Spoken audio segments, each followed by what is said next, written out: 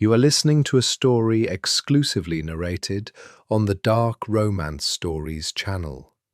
Relax and step into the world of love stories filled with mystery, emotions, and passion. Don't forget to like, subscribe to the channel, and leave a comment to support us. This content is the property of Dark Romance Stories.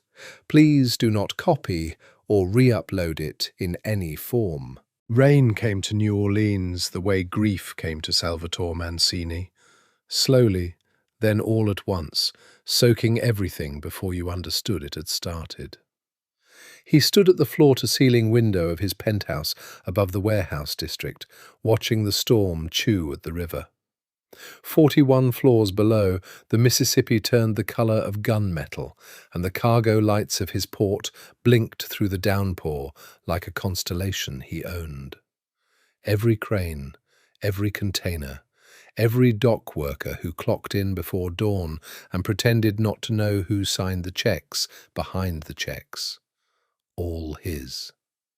Sal wore a charcoal suit that cost more than most of those men made in a season, and he wore it the way a soldier wears a uniform, without vanity, only obligation. His face had the kind of severe handsomeness that made people lower their voices. Dark hair threaded with early silver at the temples, a jaw cut from the same Sicilian stone as the cliffs above Cefalù. Eyes the flat green-grey of olive leaves in winter.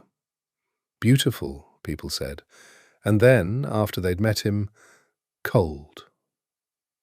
Behind him the apartment was silent, except for the small sounds of a child trying to be quiet. "Papa," Gia's voice, careful, "is it a hurricane?" He turned. His daughter sat on the white sofa with her knees pulled to her chest, a stuffed rabbit named Cornelio crushed under her chin. 7 years old, with her mother's wild dark curls and her mother's serious mouth and a paleness to her lips lately that no one in this house would say out loud. "No, tesoro," he said, crossing the room. He sat beside her, and she folded herself into his side without hesitation, the way no adult on earth would dare. "Just rain. Rain can't hurt us up here." "How high are we?" "High enough that the rain has to climb to reach us, and it gets tired." He pressed his lips to her curls. She smelled of the lavender soap the housekeeper used, and underneath it, faintly, of medicine. She'd been tired lately, tired climbing stairs, tired after swimming, which she loved, in the rooftop pool that he'd had heated to exactly the temperature she liked.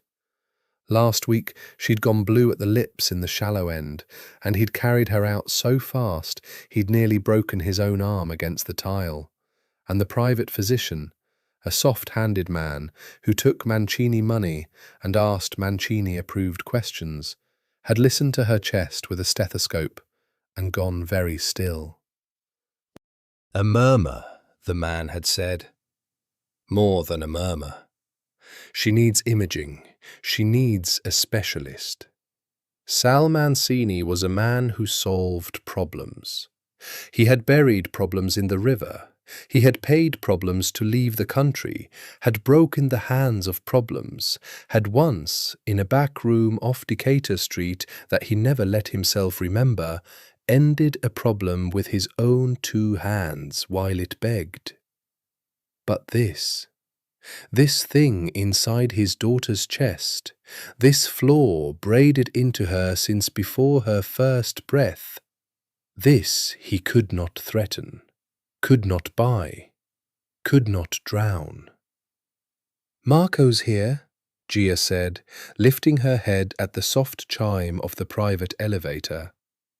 Marco Greco stepped into the penthouse, shaking rain off a black umbrella, his bulk filling the doorway.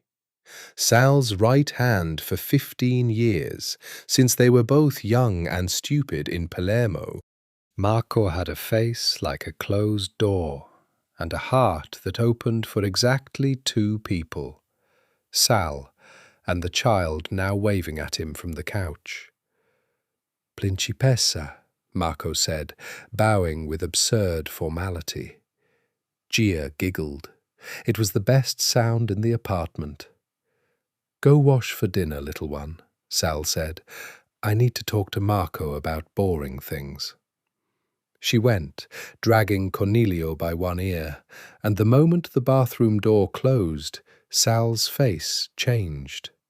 The warmth drained out of it like water through sand. What was left was the man the city feared. Tell me you have it, Sal said. Marco set a manila folder on the marble island. Cardiology, pediatric, the imaging from the clinic. I had a man at the hospital pull the reed. Sal opened the folder. He was not a doctor. The grey-scale images meant nothing to him. Butterflies of shadow in his daughter's chest. But the summary at the top, typed in clinical black, meant everything. Tetralogy of Fallot, with pulmonary atresia. Variant anatomy. Surgical correction required. High complexity. The words swam. He set both palms flat on the cold marble and breathed the way the prison shrink had once taught him. In for 4, hold for 4. The only thing that man had ever given him worth keeping. How bad? Sal said. Without surgery? Marco's voice was careful.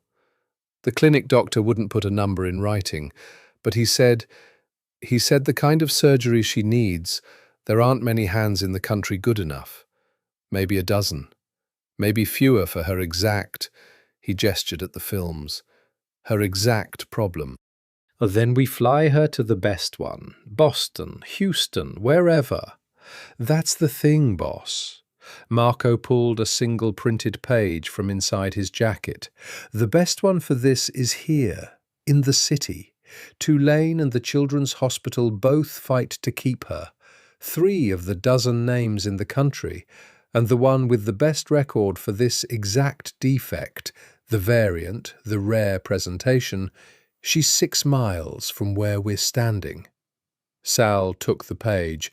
A photograph, official, a hospital badge headshot, a woman, mid-30s, brown skin warm as cypress honey, a halo of dark curls she'd made no effort to tame for the camera, and eyes that looked straight back at the lens with an unhurried, assessing intelligence that made Sal feel, absurdly, like he'd been caught doing something. Dr. Iris Delacroix, M.D. Pediatric cardiothoracic surgery. Delacroix, Sal said slowly. The name tugged something. Creole family, old, Tremé or thereabouts. You know them. I know of them. He looked at the photo a long moment. Get me a meeting. Marco shifted his weight. He did that only when he was about to say something Sal wouldn't like. I already made some calls, quietly. And she won't take a meeting brokered through anyone, not through the foundation, not through a donation. Her office said, Marco actually winced. Her office said Dr. Delacroix doesn't accept patients whose families try to arrange access. She has a wait list. She takes them in order of medical need, and she said, and I'm quoting the receptionist, that nobody buys a place in line in her OR. For the first time in a very long time, something moved across Salvatore Mancini's cold face that was almost a smile. Not warmth, recognition. The respect a hard man feels for a wall that does not move when he leans on it. She knows who I am, Sal said. It wasn't a question. Everybody in this city knows who you are, boss. The question is whether she cares. The bathroom door opened. Gia came out with damp hands and the front of her shirt wet where she'd leaned against the sink, and she looked at the two men with the unnerving radar children have for adults discussing them.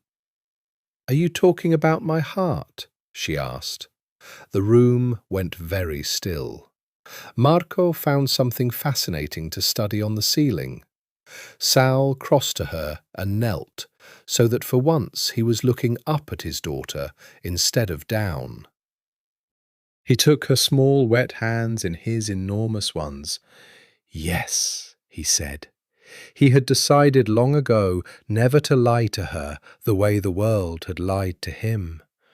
"Your heart needs a little fixing, the way a clock sometimes needs a clever person to open it up and set the gears right."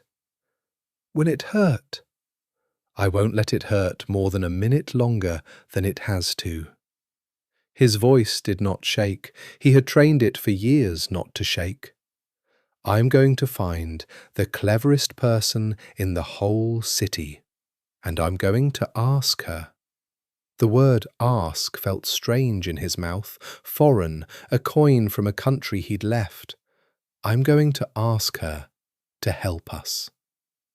"Ask nicely," Gia advised. "Yes," Sal said, and something in his chest, near the broken part he never examined, turned over. "I'll ask nicely."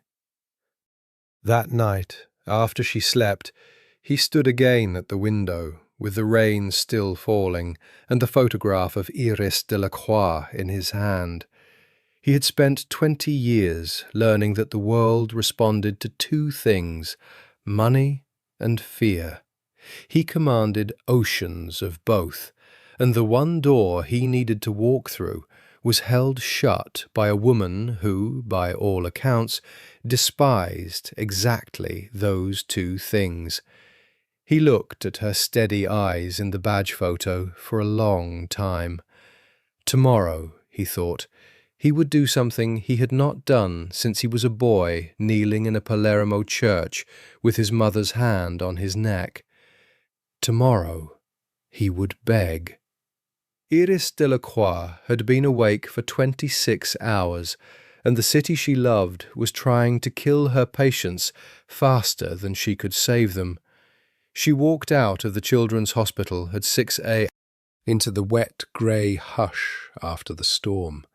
Scrubs still on under her jacket, the smell of antiseptic baked so deep into her skin she'd stopped noticing it years ago.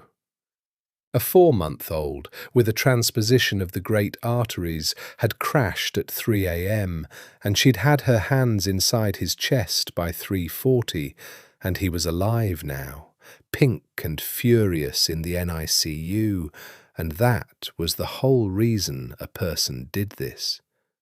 You traded your sleep, your marriage, your knees, your back, for the right to walk out into a grey dawn, knowing a baby would see his first birthday because of what your hands had done. It was the only kind of power Iris had ever wanted, and she'd paid for every ounce. She drove home to the shotgun house in Tremé that had belonged to her grandmother and her grandmother's grandmother. A narrow jewel box of a place, painted the deep ochre of a Sazerac, with ferns drowning the front gallery and a tin roof that sang in the rain. She'd grown up 3 blocks from here. She buried her mother from the church on the corner. She knew this neighborhood and this city the way she knew the chambers of a child's heart. Every valve, every vessel, every place where the blood ran wrong.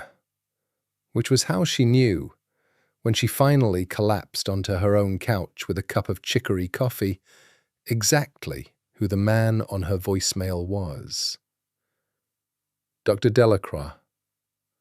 A voice like dark water moving under ice. Refined, controlled. The faintest Sicilian shadow under the careful American vowels. "My name is Salvatore Mancini. I believe your office has declined a meeting on my behalf, And I want you to know I respect that. I'm not calling to change your mind about your wait list or your principles. I'm calling because the patient is my daughter. She is 7 years old, and I am told you may be the only person in this city who can keep her alive. I am asking you to see her, not as a Mancini, as a child. I'll be at the river end of Crescent Park at 9. I'll wait however long it takes. The message ended. Iris sat very still in her grandmother's house with the ferns dripping and the coffee going cold in her hands. She knew the name Mancini the way every native of this city knew it, the way you knew which stretches of which streets to avoid after dark, which bars had a second business in the back, which charity galas were really money being scrubbed clean under chandeliers. The Mancini Foundation had a wing at the Art Museum. The Mancini name was on a literacy program and a hurricane relief fund and a scholarship she suspected half her own cousins had benefited from without knowing whose blood the money was washed in. She also knew, because in this city the knowing travelled by a different current than the news, that the port ran on Mancini's tolerance, that men disappeared off the docks, that a councilman who'd crossed the family 2 years back had been found in his car in the industrial canal, with the doors locked from the outside. A monster, then. A monster in a good suit who funded the literacy of children whose fathers he probably had killed. And he had a daughter with a broken heart. Iris pressed the heels of her hands into her eyes. The oath she'd taken did not have a clause about the sins of the father. The 4-month-old she'd saved at 3 a.m. had a father in lockup at Orleans Parish for armed robbery, and she had not paused for 1/2 second over the boy's chest to consider it.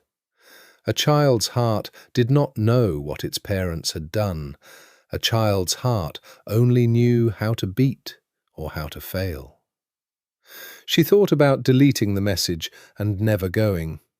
Then she thought about a 7-year-old going blue at the lips, and she got up and she showered the hospital off her skin, and she drove down to the river. He was exactly where he said he'd be, and he had waited, just as he'd said he would. Crescent Park ran along the river below the Marigny, a ribbon of rusted steel walkway and wildflowers gone feral, the great arc of the steel bridge rising over the water. At 9 in the morning after a storm, it was nearly empty. A jogger, a man with a dog, and one man standing alone at the rail at the river's edge, his back to her, watching the water the way she imagined a captain watched a sea he didn't trust. She knew him before he turned. There was a stillness to him, a contained density, like the air right before lightning. Dr. Delacroix. He turned, and the photograph in his file had not prepared her. In person he was taller, harder, the cold beauty of him almost unfair, and the green-grey eyes fixed on her with an intensity that should have frightened her, and instead made her lift her chin.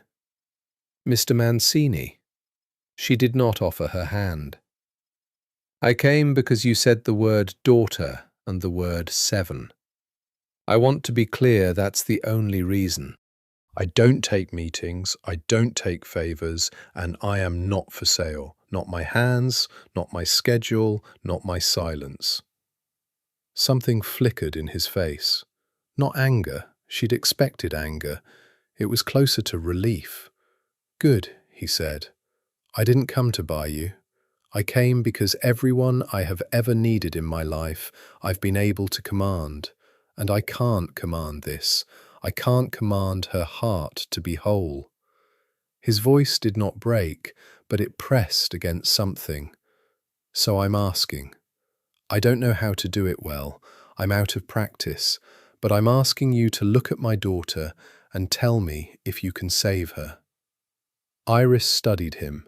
She had a gift, honed over 1,000 terrified parents, for reading the truth under the performance.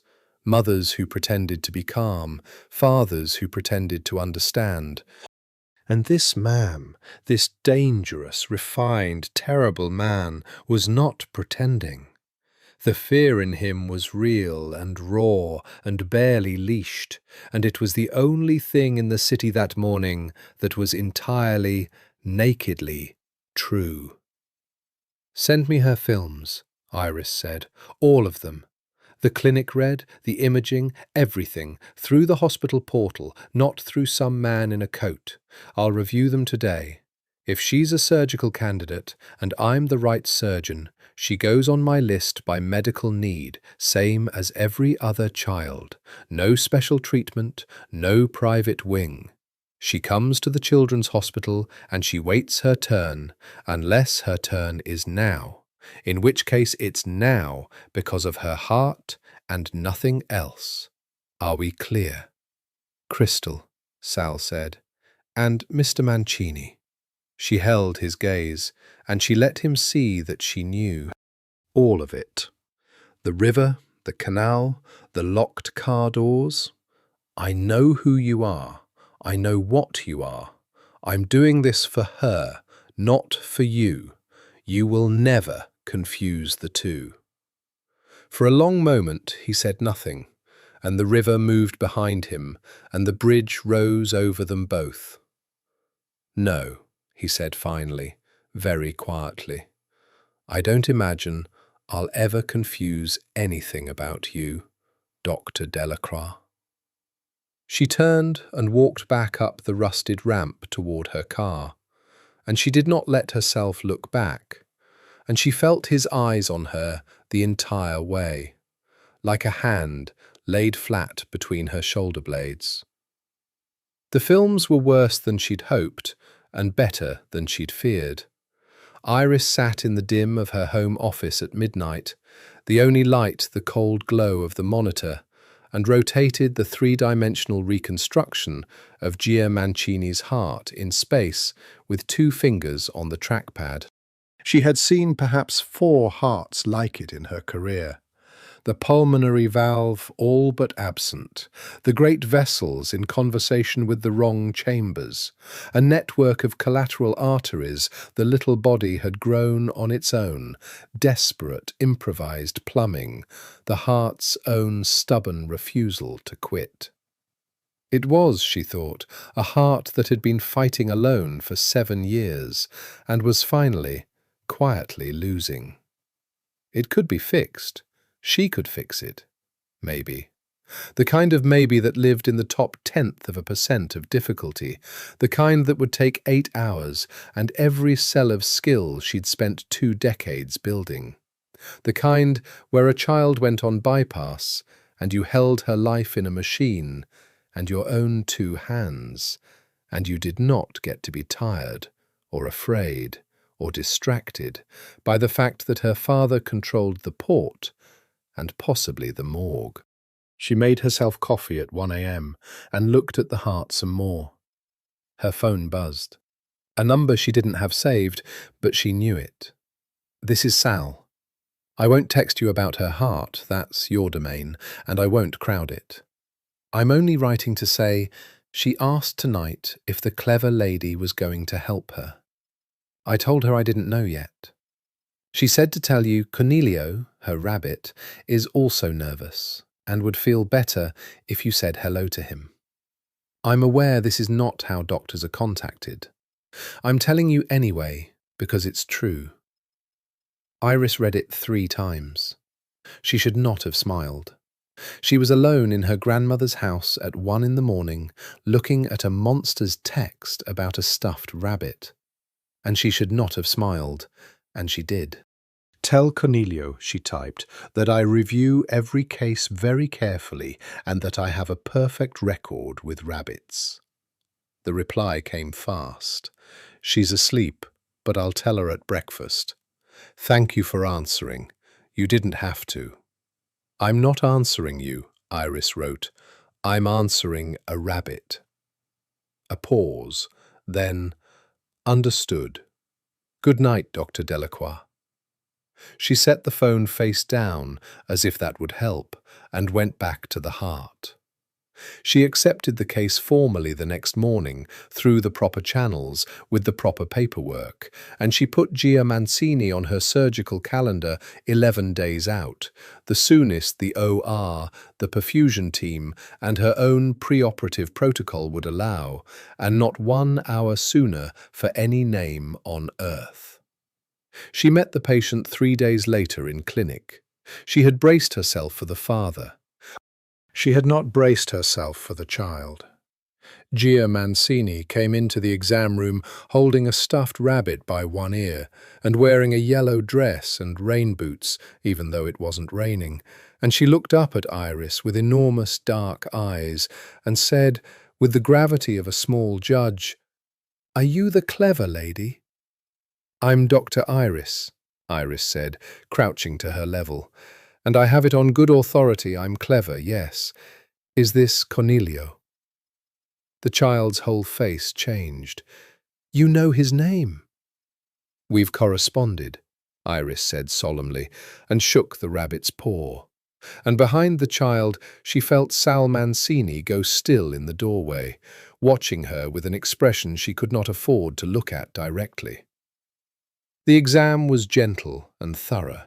Iris talked Gia through every step, the cold stethoscope she warmed first against her own palm, the pulse ox clip she called a glowing finger hat, the ultrasound goop she let Gia squirt onto her own chest. And the whole time she listened and watched, and her trained eye read the story the body told.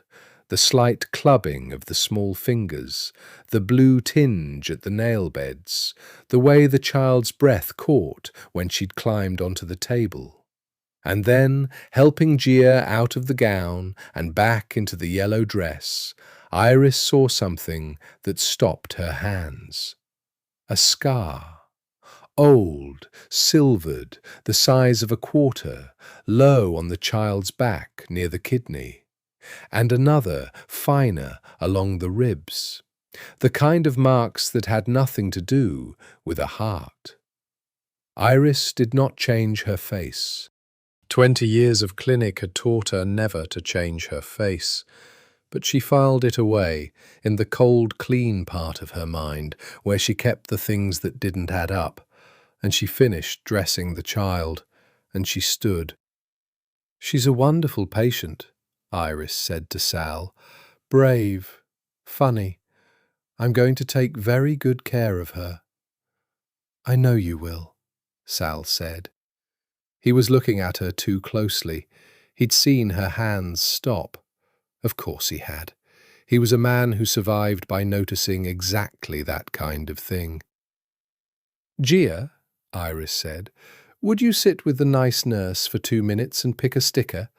I need to talk to your papa about boring grown-up clock-fixing things." When the child was gone, the temperature of the room changed. "You saw something," Sal said. "I saw a scar that isn't from any surgery in her chart," Iris said quietly. "2 scars. Old, healed. I'm not going to pretend I didn't." For one moment, just one, something terrible moved behind his eyes, grief and rage and shame braided so tight she couldn't tell where one ended. And then the cold facade came down like a steel door. "Children fall," he said. "They do," Iris agreed, "and I'm going to assume that's all it was. For now. Because right now, my only job is her heart, and I will not let anything, not a scar, not a question, not who you are, distract me from doing that job perfectly." She gathered her files against her chest like armor. "But understand me, Mr. Mancini. After her heart is fixed, if I have any reason to believe a child in my care has been hurt by anyone, there is no name in this city, including yours, that will stop me from saying so." She walked past him to the door. "Dr. Delacroix." His voice stopped her. She didn't turn. "She didn't fall," he said, so low she almost didn't catch it. "And it wasn't me. I would put a gun in my own mouth before I let anyone." He stopped, recovered. "When this is over, when she's safe, I'll tell you, the whole thing. Not because I have to, because you saw, and you didn't look away. And in 20 years, no one has done that." Iris stood with her hand on the cold door handle, and against every instinct she had spent a lifetime building, she believed him. 11 days, she said, and left. The Mancini Foundation's spring benefit was the kind of event that made the society pages and laundered a fortune in the same evening. It was held at the family's antebellum mansion on CD Street. Charles, a white-columned monument set back behind 100-year-old oaks dripping with Spanish moss, and, tonight, with fairy lights. Bentley after Bentley crept up the gravel drive. Inside, beneath chandeliers like frozen fireworks, the city's wealth and the city's beauty drank champagne off silver trays, carried by men who, Iris suspected, were carrying more than champagne under their jackets. She had not wanted to come. The invitation had arrived not from Sal, he'd kept his word, never once trying to buy her with access or favour, but from the Children's Hospital itself, because the Mancini Foundation was the gala's reason for existing, and a third of the paediatric cardiology wing's funding flowed from this single night, and the head of her department had all but ordered her to attend. "Smile. Be seen. The man's about to give us $4 million. So Iris stood in a borrowed midnight blue gown that she'd let her cousin talk her into, with her curls pinned up and her grandmother's pearls at her throat, holding a glass of champagne she had no intention of drinking, feeling like a surgeon impersonating a guest. She saw him before he saw her. Sal Mancini moved through his own party like a shark through a reef. Everyone aware of him, everyone making space, his refined smile fixed in place as he shook hands and accepted thanks and played the philanthropist to the hilt. In a black tuxedo he was devastating, and Iris hated that her clinical eye noted it the same way it noted a cyanotic lip, an observation she could not unmake. And then he turned, mid-handshake, and found her across the ballroom, and the performance slipped. For one unguarded second, the smile dropped, and something else surfaced, something that looked at her like she was the only real thing in a room full of beautiful counterfeits. And then it was gone, smoothed over, and he was excusing himself from the senator he'd been charming, and crossing the floor toward her with the unhurried certainty of a man who had never once in his life had to wonder if he was welcome. "Dr. Delacroix." He inclined his head. Up close, he smelled of cedar and something darker. "I didn't think you'd come. I didn't think I would either. I was ordered. You're about to fund my department for a year." "Money's easy," he said. "It's the only easy thing I have." A woman in red appeared at his elbow before Iris could answer. Stunning, sharp, a Mancini cousin by the look of her, with a smile aimed at Iris like a blade. "Salvatore, you're hiding the doctor all to yourself. The famous Dr. Delacroix. We've heard so much." Her eyes travelled down Iris's borrowed gown and back up, pricing it. "It's so generous of you to take on Gia's little problem." "It's not a little problem," Iris said pleasantly, "and I don't take on patients out of generosity. I take them on because I'm the best, and they need the best. Excuse me." She moved to step away. and Sal moved with her, a hand hovering at the small of her back without touching, a courtier's distance, a bodyguard's vigilance, and steered her smoothly toward the relative quiet of the garden doors, away from the woman in red, away from the crowd. "That was Donatella," he said, "my cousin. She means about half of what she says, and all of it is poison. I gathered." Iris stepped out onto the back gallery. The garden fell away below, lit blue, a fountain murmuring. The noise of the party dimmed. "Your family doesn't like that you've let an outsider near the princess." "My family," Sal said, and the way he said the word was its own dark country. "Doesn't like a great many things I do, including the foundation, the literacy program, the hospital." He set his glass down on the stone balustrade. "There's a faction that thinks I've gone soft, that a man in my position shouldn't build libraries, should only build—" He paused. "The other thing. And what do you think?" He looked out over the blue garden for a long moment. The fairy lights caught the silver at his temples. "I think," he said, "that I have built a great deal of the other thing. And I'm trying to build something else before my daughter is old enough to understand what her name is." Iris said nothing. The honesty of it sat between them, dangerous as a live wire. "You don't drink your champagne," he observed. "I'm operating on a 7-year-old in 8 days. I don't drink, period, when I'm carrying a case. My hands belong to her until she's off bypass." Something crossed his face. She would later understand it was the precise moment, the exact instant that Salvatore Mancini fell. Not at her beauty. He was surrounded by beauty he could buy. It was the way she said, "My hands belong to her," the way she carried a stranger's child inside her like a vow, the way she had walked into the most dangerous house in the city and refused a glass of wine because of a heart she hadn't fixed yet. "You're a remarkable woman, Dr. Delacroix," he said, very quietly, and there was nothing smooth in it, nothing performed.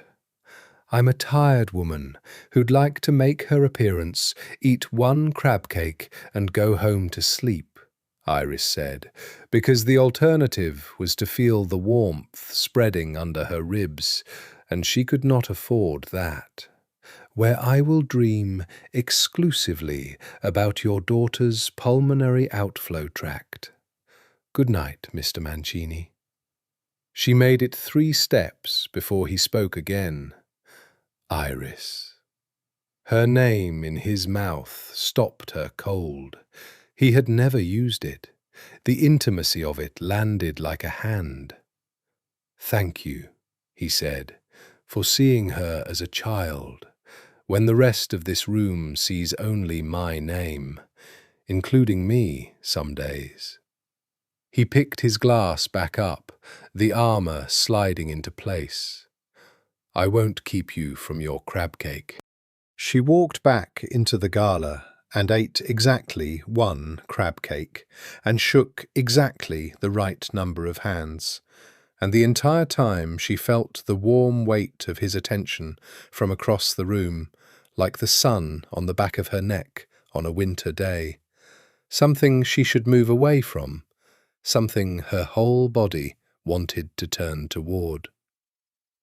Across the garden, unseen, an older man watched them both from a shadowed window of the upper floor. He was perhaps 70, silver-haired, elegant, with the same green-grey eyes as Sal and none of his nephew's reluctance. He swirled a glass of red wine and watched the doctor and his nephew, and he watched the way the boy's eyes followed her, and he smiled the way a man smiles when he has found, at long last, the lever that will move the immovable thing. Uncle Tommaso Mancini had been waiting a long time to control his nephew. Now he knew exactly how. The 8 days before the surgery were the longest of Sal Mancini's life, and the strangest, because they were also, God forgive him, among the happiest. Iris had insisted Gia come in for pre-operative visits, and Sal had insisted on bringing her himself, and so the surgeon, who would not be bought, found the mob boss in her clinic 3 times that week, sitting too large in the small plastic chair, watching his daughter chatter at her with a tenderness that did not fit anything Iris knew about men like him. She has to be calm going in, Iris had explained the first day. Stress raises her cardiac demand.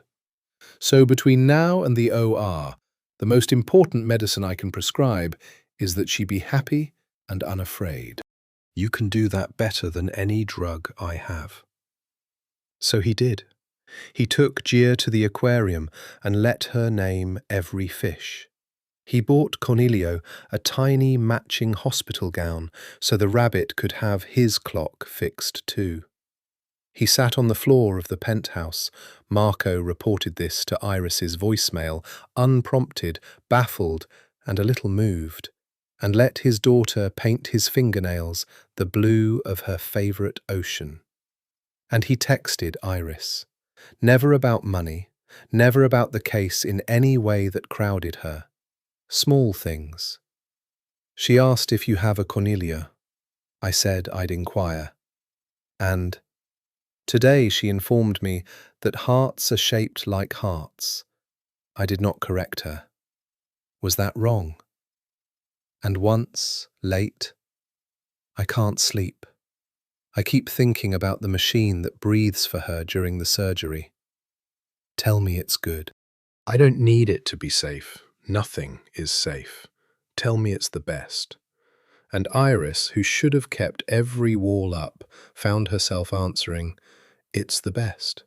The perfusionist running it has done 4,000 cases. I'd put my own child on that machine. Do you have a child? No. A pause. I have 400. I keep all their drawings. Then you understand. Yes, she'd written, and turned off the phone and lain awake a long time herself. On the 6th day, the warmth turned briefly to ice. Iris was leaving the hospital after a double shift when she found a man leaning against her car. Not one of Sal's. She'd learned to recognize the quiet competence of Sal's men, the way they made themselves furniture. This one wanted to be seen. Heavy-set, gold at his throat, a smile with too many teeth. Doctor. Delacroix. Not a question. You're a hard lady to get a minute with. Whoever you are, you're standing on my parking spot. Name's Renzo. I work for some people who have an interest in Salvatore Mancini. He didn't move. Specifically, in his soft spots, and it seems lately he's grown a new one. Brown skin, good hands, doesn't take a bribe. Funny, we offered you a place in line through 3 different fronts, and you turned them all down. Mancini just asks, and you say yes. The smile widened. What's that about, Doctor? Iris's pulse was steady. She had stood in operating rooms while children died on her table. She did not frighten the way men like this expected women to frighten. It's about a 7-year-old's pulmonary atresia, she said, which I doubt you can spell. Now get off my car before I call the only number in this city that scares you more than I do. For a flicker, something in his face acknowledged the hit. Then he pushed off the car, slow, deliberate. Just remember, Doctor, the people I work for don't care about the kid's heart. They care about her father's. And from where I'm standing, you've gotten awful close to it. He tipped an imaginary hat. Be careful whose weakness you become. He walked into the dark of the parking garage and was gone. Iris drove home with her hands a little tighter on the wheel than usual, and she did not text Sal about it, because she told herself it was nothing, and because some smaller, more honest part of her did not want him to do whatever a man like Sal would do to a man like Renzo on her behalf. She slept badly. She dreamed of the heart, the blue improvised heart, and of a man's hand that did not quite touch her back. On the seventh day, Sal found out anyway. She walked into the pre-op consult, and he was already standing. And the moment she shut the door, he said, low and lethal, "A man named Renzo spoke to you in the parking garage at University Medical Center 2 nights ago at 11:40 p.m. Iris stopped. How? I have cameras on every place you park, every route you take between your house and any hospital you operate in, and 2 men on you at all times that you've never noticed because they're good at their jobs." He said it flatly, as a fact, not a confession. "I've had them since the day you accepted her case." The violation of it should have enraged her. The protectiveness of it should have terrified her. Instead, she felt horribly safe, and she was furious at herself for it. "You've been following me." "I've been keeping you alive," Sal said, and the cold cracked, and underneath it was something raw and possessive and barely contained. "Renzo works for the Vandals, a crew that's been clawing at my hold on the Eastern Docks for a year. They've realized that hurting you would hurt me more than hurting me would, which means as of 2 nights ago, you are the most dangerous thing in my life, a person I cannot afford to lose." He stepped closer, not touching, never touching, but the air between them was charged enough to ignite. "I will not apologize for the cameras. I'll take them down the day you tell me you'd rather be in danger than be watched. But you'll have to actually say it because I won't guess." Iris's heart, her own traitorous, ordinarily reliable heart, was doing something arrhythmic. "You don't get to decide that for me," she said. "No," he agreed. "You're the only person alive I don't get to decide things for. That's most of why I—" He stopped himself, visibly, pulled back from the edge of a word. "Why you what?" "Why I trust you with her," he said, which was not, they both knew, the end of the sentence he'd started. The door opened. Gia bounced in with Cornelio in his tiny gown. "Dr. Iris, Cornelio practiced being brave."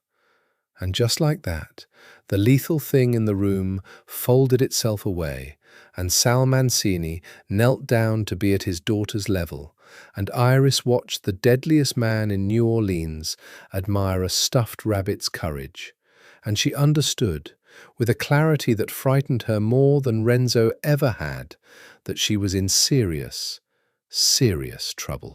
The surgery was scheduled for 6 a.m. Iris always operated early, when her hands were freshest and the OR was coldest and quietest. The night before, she did what she always did before a hard case. She went home. She ran through the operation in her mind, step by step, like a pianist fingering a concerto on a tabletop. She ate something simple and she slept, or tried to. She just turned off the kitchen light at 10 p.m. when she heard the car in the street outside her grandmother's house. Not unusual in Tremé. But then she heard it idle. Then she heard a door. Then her own front door, which she had triple-locked out of habits learned long before any Mancini entered her life, splintered inward, off its hinges.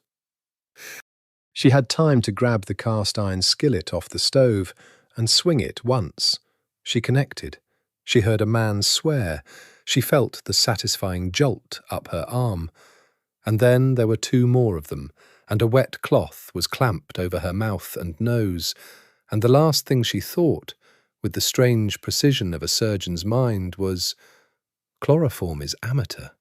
They're rushing. Someone wanted this fast." And then the ochre walls of her grandmother's house tilted and went black.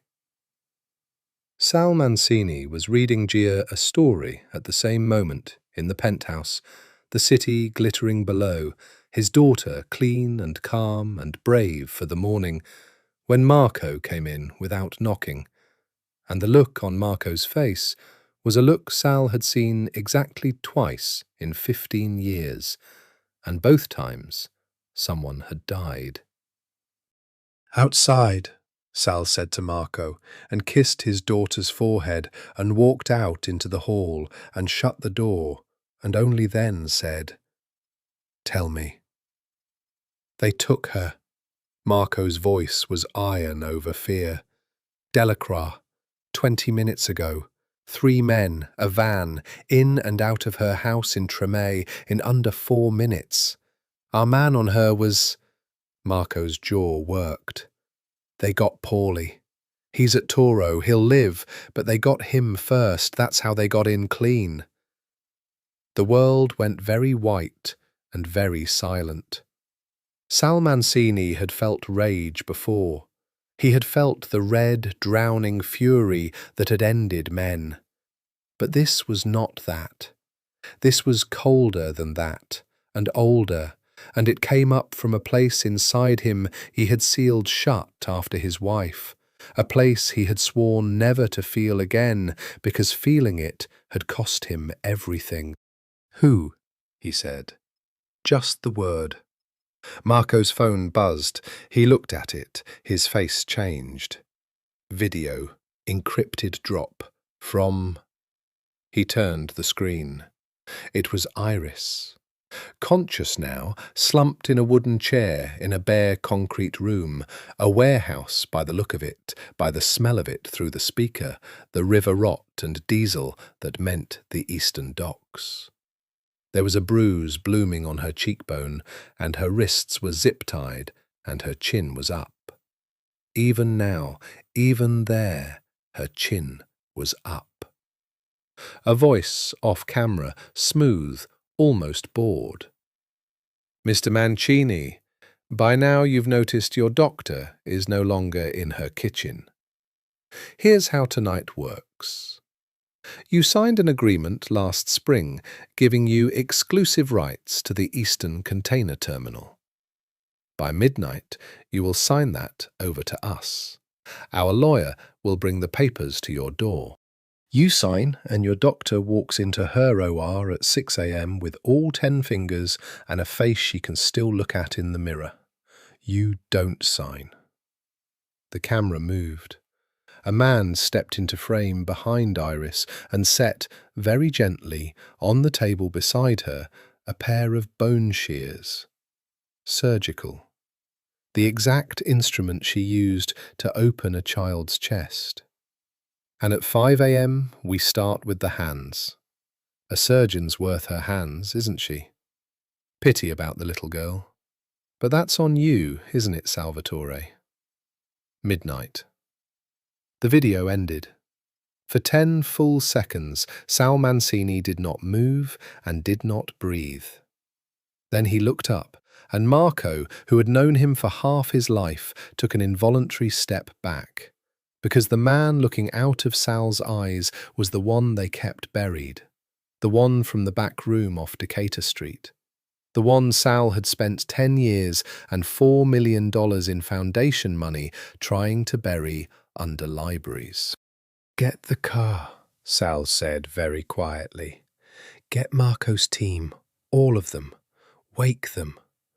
Boss, the terminal, if we just sign, we're not signing." Sal was already moving, already shrugging out of the cardigan he'd worn to read his daughter a bedtime story, already opening the safe behind the false panel where the bedtime father kept the other man's tools. "Sign the terminal over tonight, and they know it works. They take her tomorrow and the next one after, and they own me for the rest of my life.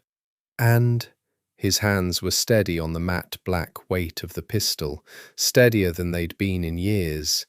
And they have laid their hands on her. They put shears on the table next to her hands. He turned, and the look on his face was something beyond rage, something that had passed through rage and out the other side into a terrible, surgical calm. "Stay with Gia," he told Marco. "You don't leave that door. If I'm not back by 5, you take her and you run, and you don't stop running. Promise me." "Boss, you can't go yourself. That's exactly what they want me to choose between her hands and my pride."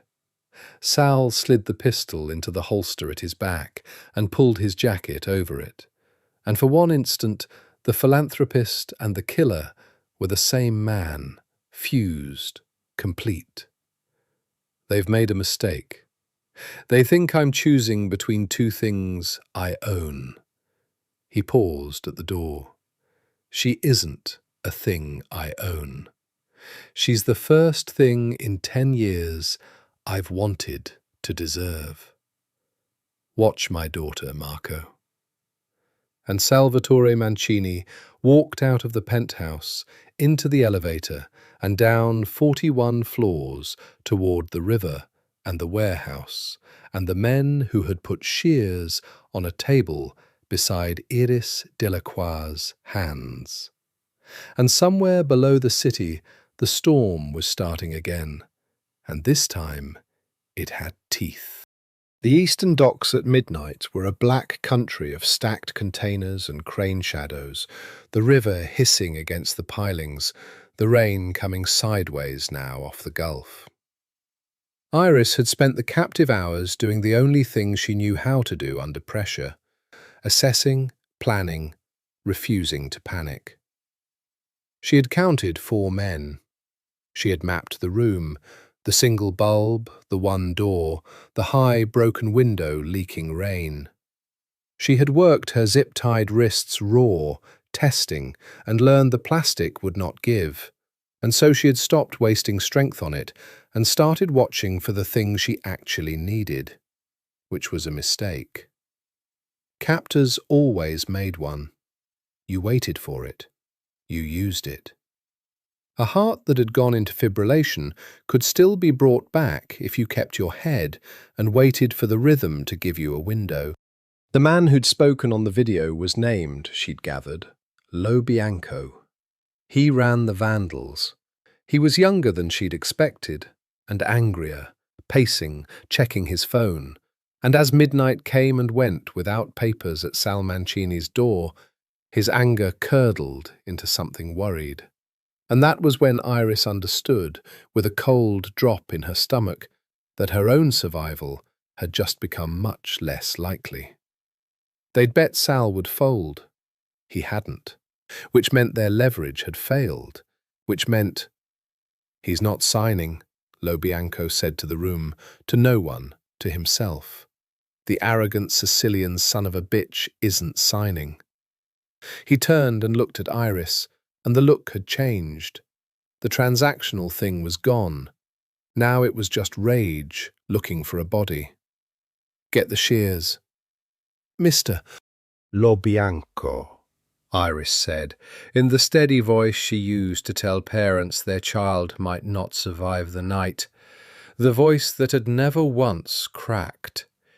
"You should know that I am the only person in this city who can perform a Rastelli procedure on a child with Gia Mancini's anatomy. If you cut my hands off, the girl dies. If the girl dies, there is no negotiation left. You'll have taken the one thing from him that he was willing to deal for. You'll have nothing to sell, and a man with nothing left to lose, hunting you for the rest of your short life." She held his eyes. "I'm not bargaining for myself. I'm telling you the medicine. Hurt my hands, and you've thrown away your only card, and signed your own death warrant. You're not a stupid man. Don't be a stupid man." Lobianco stared at her. The shears hovered. And that was when the lights went out across the entire dock. Not just the bulb, the whole grid, the crane lights, the floods, everything dropped into absolute black. And a half-second later, the first shot punched through the dark, and a man screamed, and the warehouse door blew inward off a breaching charge with a concussion that Iris felt in her sternum. What followed, she would never fully be able to describe, because it happened in the strobing dark in seconds, by muzzle flash, in the particular slow, fast time of catastrophe she knew from the operating table. Sal's men came in low and silent and professional, and the vandals were loud and panicked, and that was the whole story of it. Iris threw herself sideways off the chair the instant the door blew, hitting the concrete hard, making herself small the way she made children small for X-rays. And over her, around her, the room filled with violence. She saw Lobianco raise his gun toward the door, and she saw, in the white stutter of a muzzle flash, Sal Mancini come through that door. He did not come like the philanthropist. He did not come like the man who'd let his daughter paint his nails blue. He came like the thing the city whispered about, the thing in the river, the thing that put men in locked cars in the canal. He came fast and low and absolutely without hesitation, and he put 2 rounds into the gunman beside Lobianco before the man had turned. And then he was on Lobianco himself, and there was a wet, terrible struggle in the dark, and a single shot, muffled, close. And then it was quiet, except for the rain, and one man somewhere groaning, and the ring in Iris's ears. A flashlight clicked on. Marco's men sweeping the room. 4 vandals down, none of Sal's. And Sal crossed the room to her in 3 strides and dropped to his knees on the wet concrete beside her. And his hands, the hands that 30 seconds ago had ended a man, were suddenly the gentlest things she'd ever felt, cradling her bruised face, turning it to the light, his eyes moving over her with a desperation that stripped every facade off him at once. "Your hands," he said. His voice was wrecked. "Show me your hands. Are your hands—" "My hands are fine." She held them up, wrists still zip-tied. "Sal, my hands are fine. Look at me. I'm fine." He took a knife from his belt and cut the ties with a precision that did not so much as graze her skin. And the moment her hands were free, he took them in both of his and pressed them. She would remember this until she died.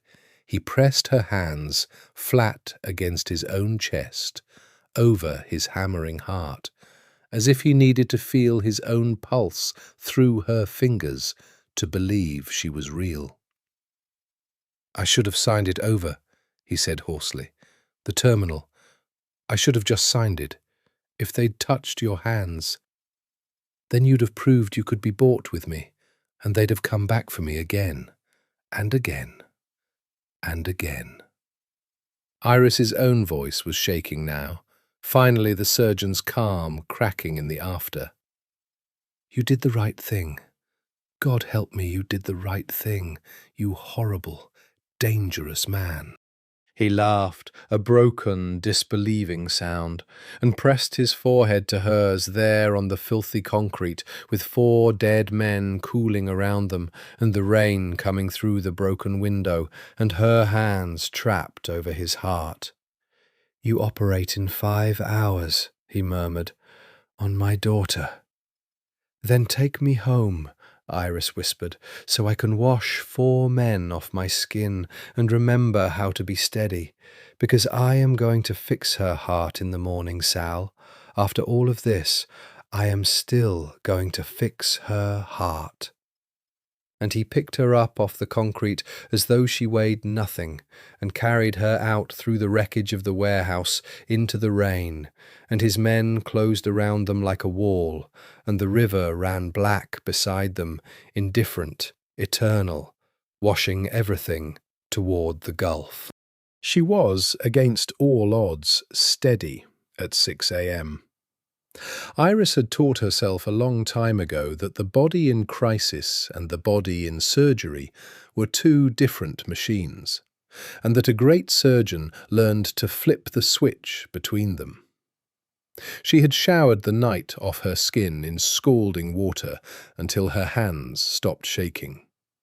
She had not slept, there was no time, but she had done the thing she did instead of sleep, which was to sit in the dark and walk the operation step by step, suture by suture, until the warehouse and the shears and the muffled shot and the feeling of Sal's heart under her palms had all receded behind the clean white wall she built before every case.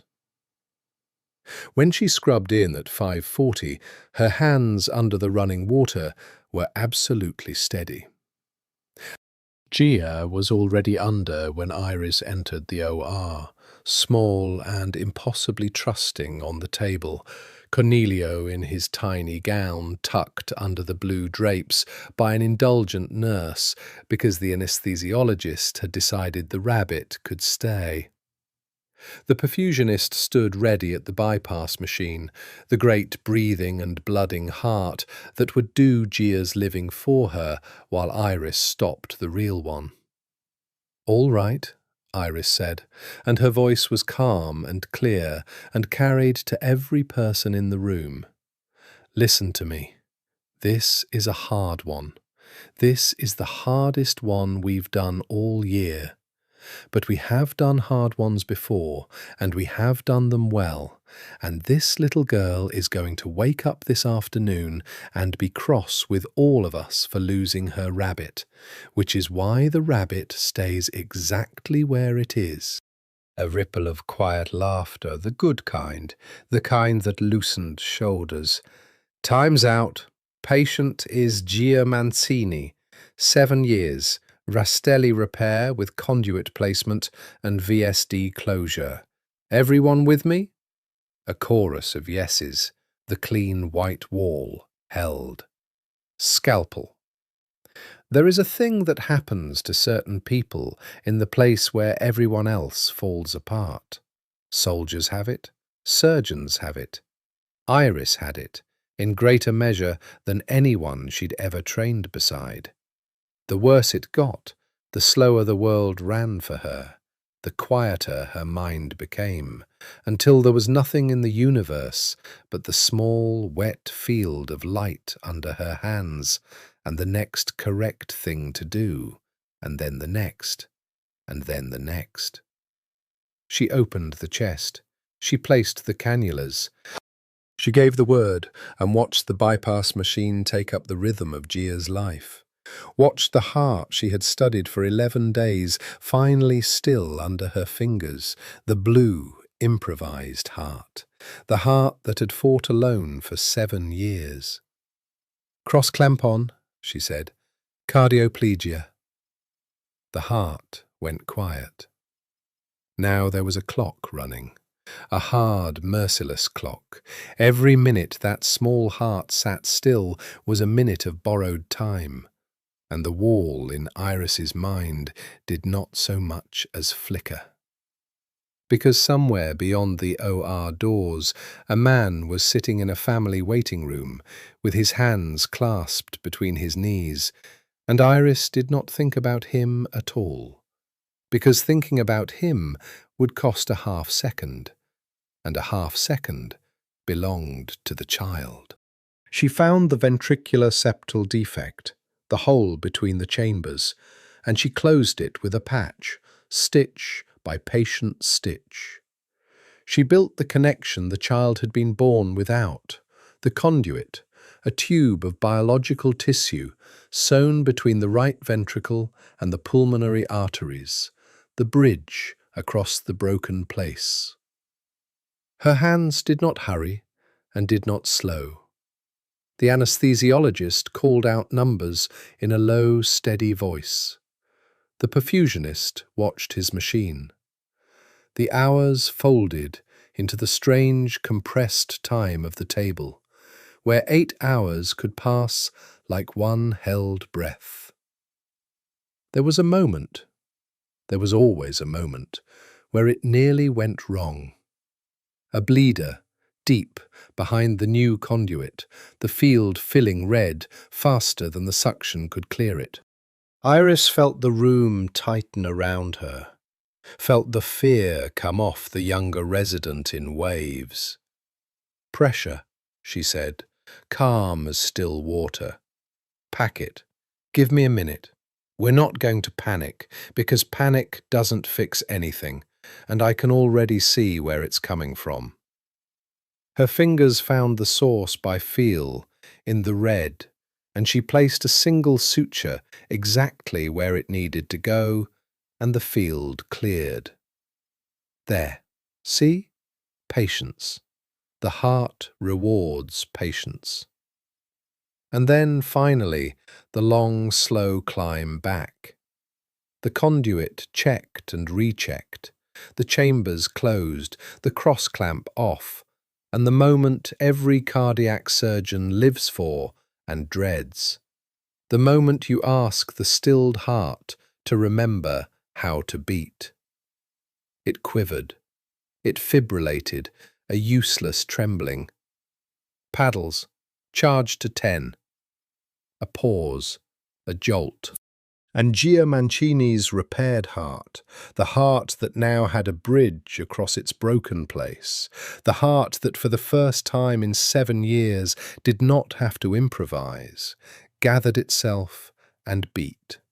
Once, then again, then into a clean, strong rhythm, pink blood moving the way blood was meant to move, the monitor singing a tone so steady and so ordinary that the whole room exhaled at once. "There she is," Iris murmured, to the heart, to the child, to no one. "There's my brave girl." They came off bypass clean.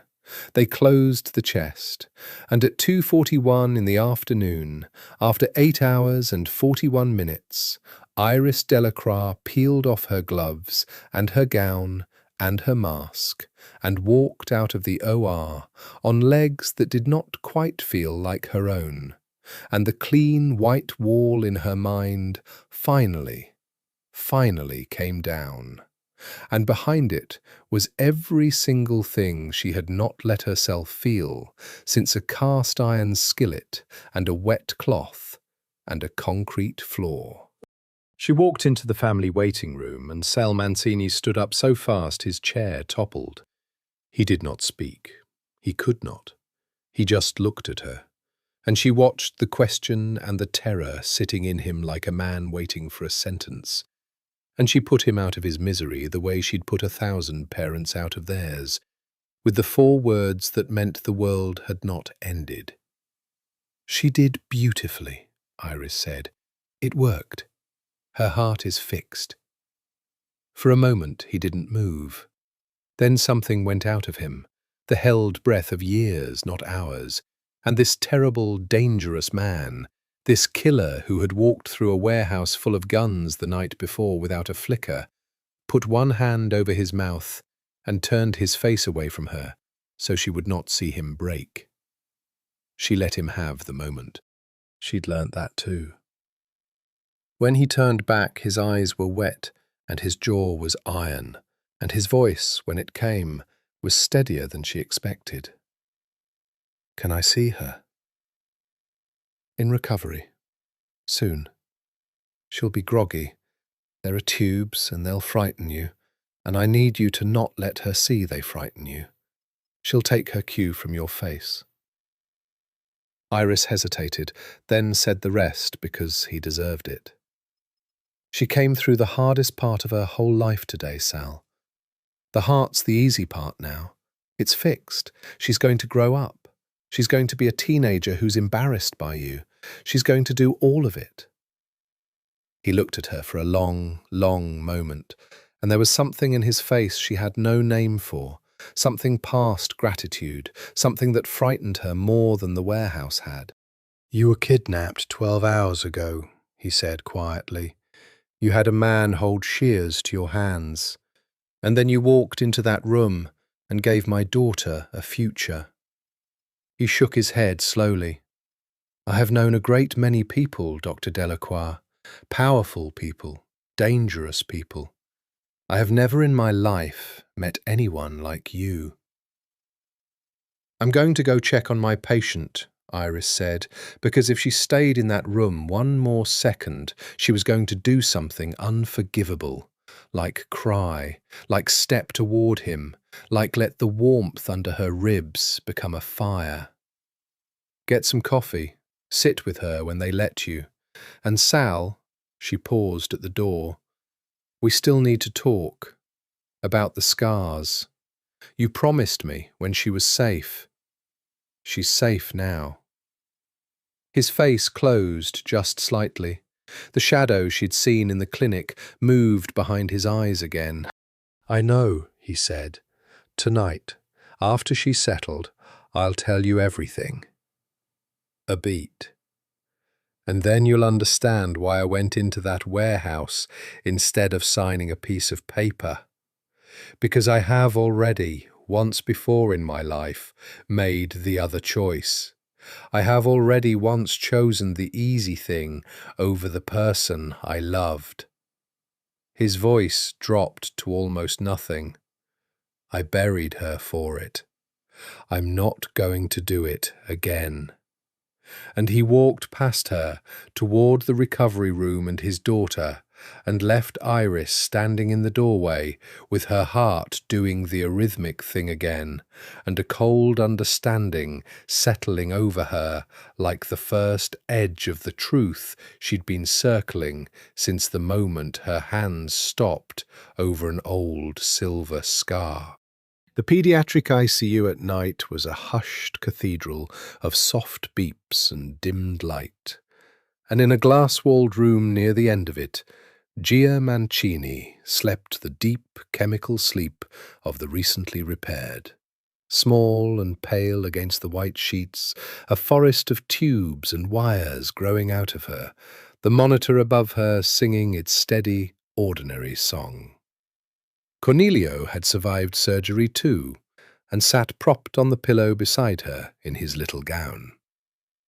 Sal sat in the chair beside the bed where he had sat for 6 hours, not moving, watching the rise and fall of his daughter's chest, as though his attention were the thing keeping it going. He had sent his men home.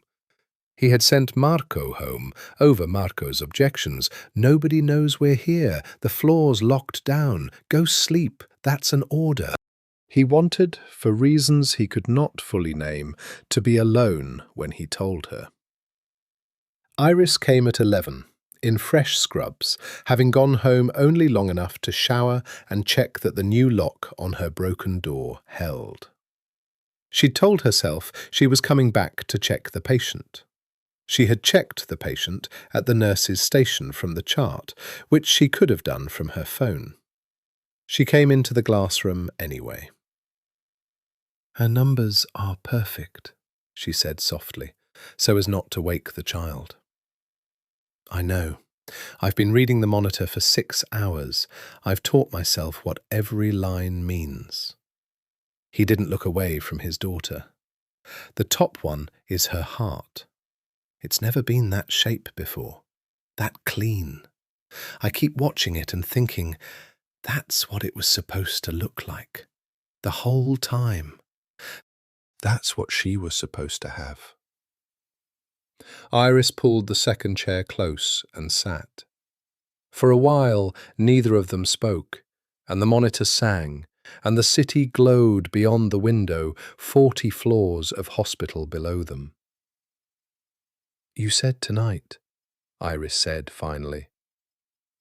Sal was quiet for a long moment.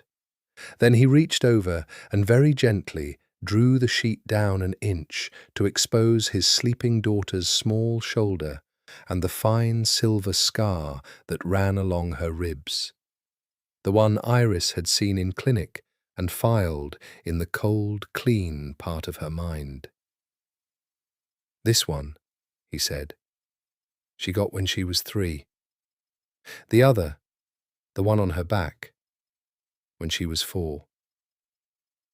His voice was flat, controlled, the voice of a man reading a confession he'd rehearsed in hell. Both times she fell. That part is true. But she fell because the man who had her in his arms threw her. My cousin. Drunk both times. The first time he said it was an accident. The second time he laughed. Iris's stomach turned over. Sal, let me finish. I've never said it out loud. If I stop, I won't start again. He drew the sheet gently back up over Gia's shoulder, tucking it, the gesture of a careful father at war with the words coming out of his mouth. My family is not a metaphor, Dr. Delacroix. It's a corporation and an army and a religion, and at the top of it, when I was young, was my father. And when he died, by the rules of the thing, it should have passed to me. But I was 26, and I'd just married a girl from the neighbourhood my family thought was beneath us, and my uncle, my father's brother, Tommaso, convinced the others I was too soft to lead. So they let me have a title and the port and the foundation and the public face, and they kept the real power for Tommaso, the drugs, the weapons, the killing. I run the clean half, he runs the rest, and the rest has always run me. He looked finally at Iris. My wife's name was Lucia. Gia has her hair. A muscle worked in his jaw. Lucia hated this life. She'd known what my family was when she married me. Everyone in the neighbourhood knew. But she thought I could leave it. She thought we could leave it, take the baby and go, start over somewhere clean. And the truth is, Iris.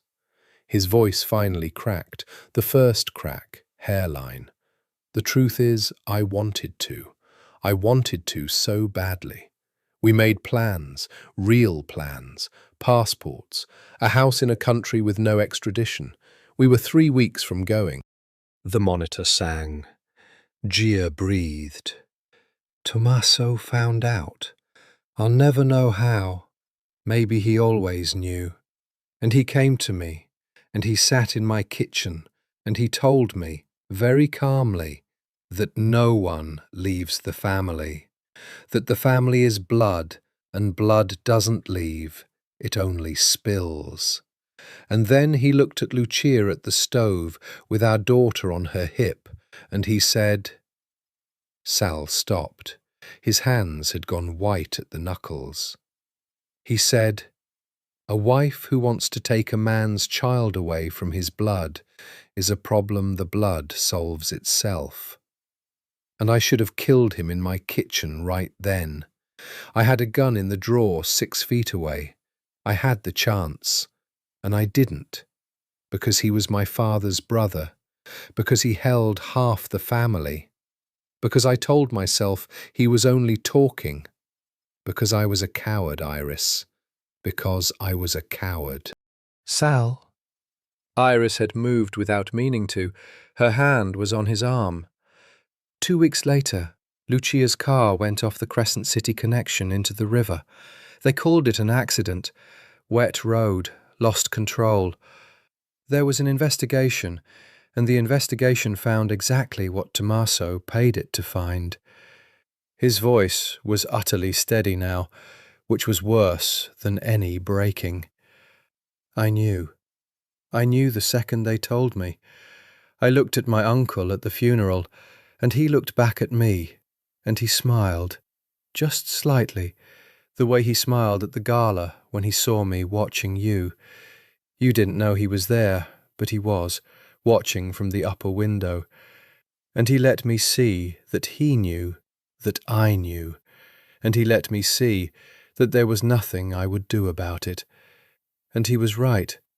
There was nothing I did about it. For 3 years I've sat at the same table as the man who murdered my wife and called him uncle and passed him the bread. He turned his face away. That's the guilt I carry every day, Dr. Delacroix, not the men in the river. Those men chose the life, the way I chose it. The guilt is Lucia. The guilt is that I had a gun in a drawer and a chance to save the only person who ever wanted me to be good, and I chose the easy thing, the safe thing, the coward's thing, and she died for it. And my daughter has 2 scars from a man I let live. He looked back at her, and his eyes were dry now and terrible. So when those men put shears next to your hands and asked me to choose between you and a piece of paper, do you understand now why there was never a choice? I have already once let the world take a woman He caught himself at the cliff of the word, a woman I should have protected because I was afraid of my own family. I am not going to do it twice. I would burn the whole family down before I let them touch you.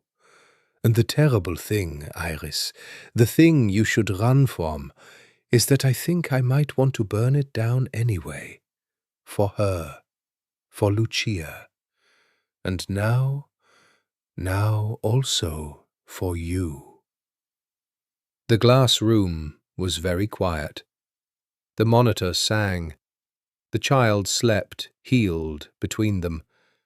And Iris Delacroix, who had spent her whole life building walls against exactly this, looked at the most dangerous and broken man she had ever met, and did not run. Then we're going to need, she said quietly, a much better plan than burning. Iris should have walked away. She told herself this on the drive home at 2 a.m, the empty city sliding past, the street lights smearing in the rain. She told herself this lying awake in her grandmother's house with the new lock on the door and the dent in the wall where the skillet had hit. She told herself this the next morning, scrubbing in for a routine atrial septal defect on a 4-year-old, her hands as steady as ever, her mind anything but. She knew now. She knew the whole shape of it. A murdered wife, a coward's 3-year silence, an uncle who smiled at funerals, scars on a sleeping child. She had crossed a line no physician should cross. She had become a keeper of a crime's secret, a confidant to a man whose family killed women for the sin of wanting out. The smart thing, the safe thing, the thing her mother would have wanted was to discharge the patient on schedule, hand off post-op care to the team, and never see Salvatore Mancini again. She did not do the smart thing. She came back to the ICU every evening that week. She told herself it was the case. Gia's recovery was textbook, but Iris was protective of her hardest saves, and that was true, and it was also a lie, because she found herself lingering in the glass room long after the child was asleep, sitting in the second chair, talking with Sal in the low voices people use in churches and sick rooms. She learned things about him that did not fit the file. She learned he'd taught himself to read English from comic books in a Palermo basement. She learned he could cook, really cook, the kind of cooking that came from a grandmother and a wood stove, and that he'd once made Gia an entire birthday feast himself because he didn't trust the catering not to be poisoned. And the absurd domesticity of that, a mob boss anxiously timing risotto for terror of assassins, made Iris laugh until she had to put her hand over her mouth so as not to wake the child. She learned the cold was a costume, not a lie exactly. The dangerous thing in him was real. She'd seen it work in the dark of the warehouse. But the cold was armor, worn so long it had fused to the skin, and underneath it was a man who had loved exactly 2 women in his life and lost one to his own cowardice, and was now, helplessly, against all sense, falling for the second. He didn't say it. He was too careful, too aware of the power he held over her patient, her safety, her city. He never once used any of it. He never tried to touch her. He kept a courtier's distance and a bodyguard's vigilance, and he let her come to the line and never once pulled her across it. And somehow that restraint was more devastating than any seduction could have been, because it meant he understood exactly what he was, and he was trying, with everything in him, to be worth more than that around her. On the 5th evening, Gia woke up. Really woke, not the groggy surfacing of the post-op days, but awake herself, cross about the tubes and demanding to know where her rabbit had been and why everyone was being so weird. And when she saw Iris in the doorway, her whole face lit up. "Dr. Iris, Papa says you fixed my clock." "I did." Iris came and sat on the edge of the bed. "I opened it up and I set all the gears right, and now it ticks perfectly. Want to hear?" She warmed the stethoscope against her palm. Gia remembered the ritual, grinned, and let the child listen to her own repaired heart, the clean, strong rhythm, and Gia's eyes went wide with wonder. "It sounds different. It sounds fixed. That's what fixed sounds like." And Gia, with the devastating directness of children, looked from Iris to her father and back and said, "Are you going to marry my papa?" The glass room went very still. "Gia," Sal said, strangled. "Marco said," the child began, delighted at the chaos she'd created. "Marco," Sal said grimly, "talks too much and is fired." "You can't fire Marco. He's family." Gia turned her enormous dark eyes back to Iris, undeterred. "He said, 'Papa looks at you like you hung the moon.' What does that mean?" Iris's face was warm. Sal had gone a remarkable shade, and Iris, because there was a sick child in a bed who'd been through hell and deserved an answer, said gently, "It means your papa and I are friends. Good friends. And friends look at each other kindly. Now, I need to listen to your lungs, and I need you to take the biggest breath in the whole world, like you're going to blow out 100 candles. Ready?" The moment passed, swallowed by the breath, by the exam, by the ordinary mercy of medicine. But later, walking Iris out, in the hush of the corridor by the elevators, Sal stopped. "I owe you an apology for that," he said. She's perceptive," Iris said. "She gets it from somewhere." He looked at her. The elevator hummed somewhere below. "Iris," his voice was low, "I'm not going to pretend I don't know what's happening here. I've spent 20 years reading people for a living. It's how I'm still alive. So I know what I feel, and I'm not a man who lies to himself about facts, even when the facts are inconvenient." He paused.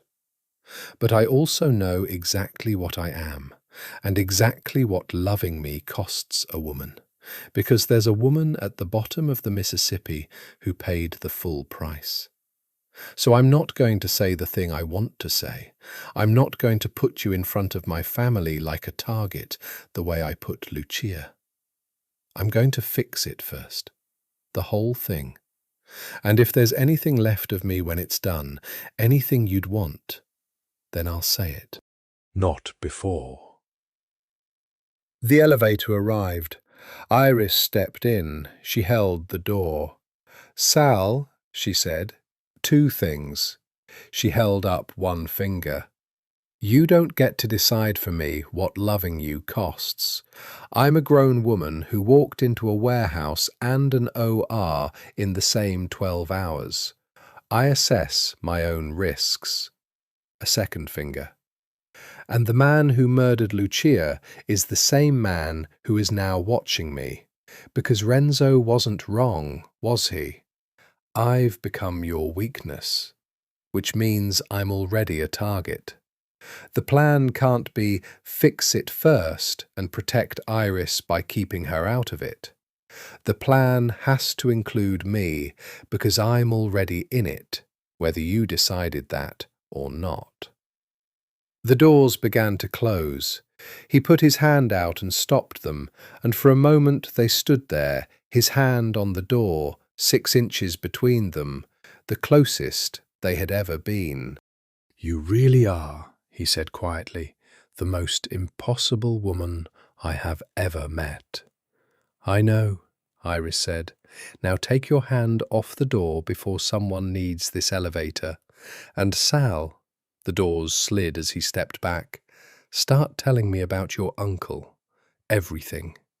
If we're going to take down a man who murders people for wanting out, I need to know exactly what we're dealing with.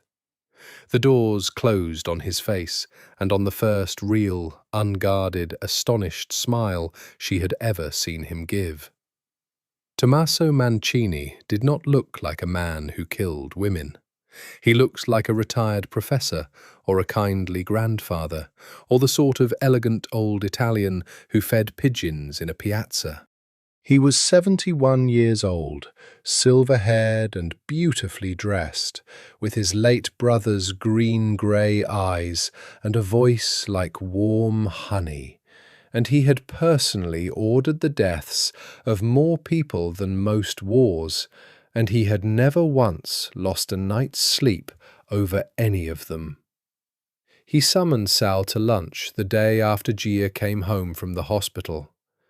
The restaurant was an old-line Creole institution in the quarter, the kind with a private upstairs room and waiters who'd worked there for 40 years and knew which tables never appeared on any reservation list.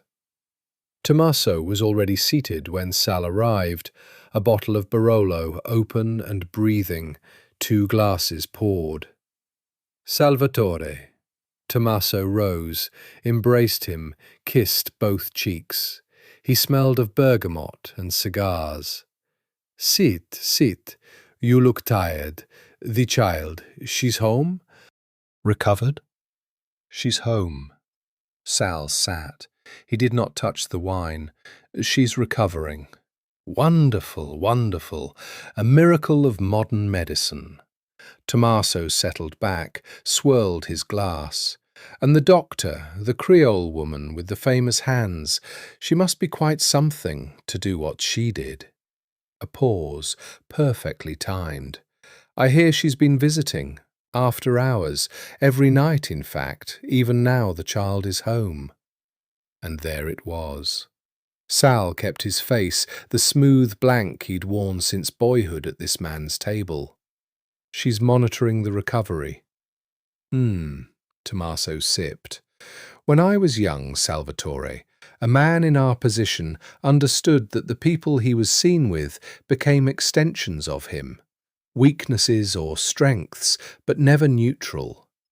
You're a widower with a public face and a foundation and a great deal of goodwill. A man like that, if he were to take up with a doctor, a respectable woman, a civilian, people would read things into it, your enemies especially. He set down the glass. The kindly grandfather was still there in the face, but something had moved behind the eyes, something reptile cold. The Vandals already read something into it, didn't they? They took her right out of her kitchen, and you went and got her back yourself with half your men over a piece of paper, over a terminal. He shook his head, almost fondly. That was sentiment, Salvatore. Sentiment is expensive. Your father never let sentiment near a business decision. My father, Sal said evenly, is dead, and the terminal is worth 80 million a year, which is not sentiment, it's arithmetic.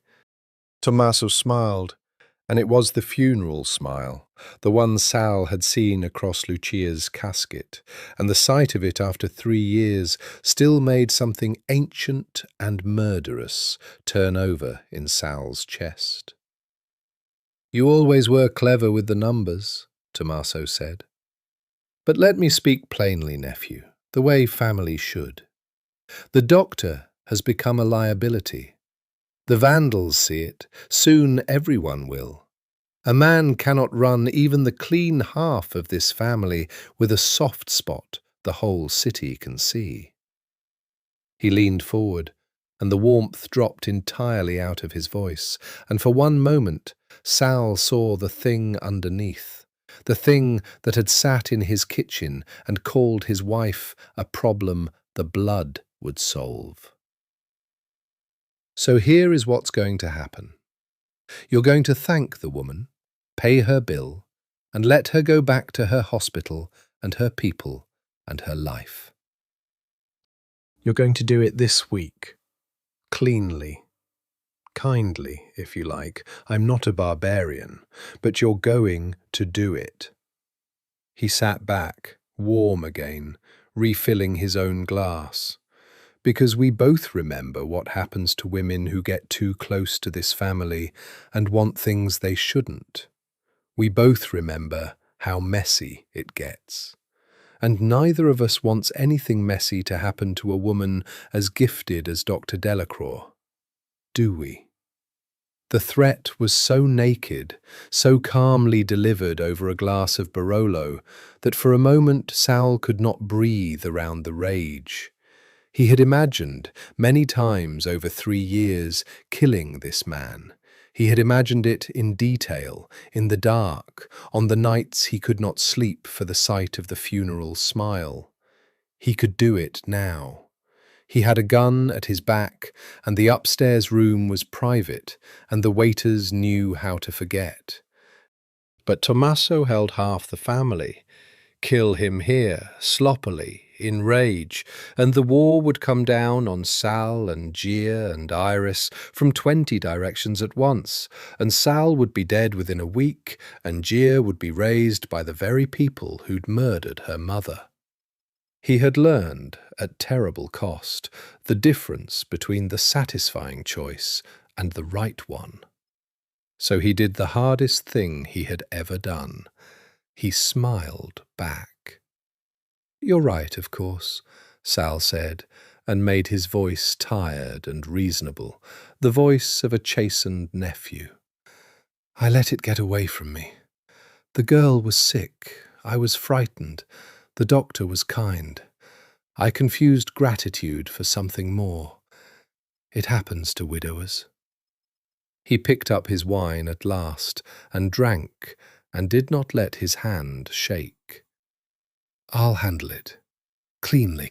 Give me a week to do it without drama. She has friends at the hospital. The foundation has the gala coming. I don't want headlines. A week. Tommaso studied him for a long moment, and Sal held the gaze and let his uncle read exactly what he wanted to read. Weakness. Compliance. A soft man bending back into shape. A week, Tommaso agreed at last, and lifted his glass. To family, Salvatore, the only thing that lasts, the only thing that's real.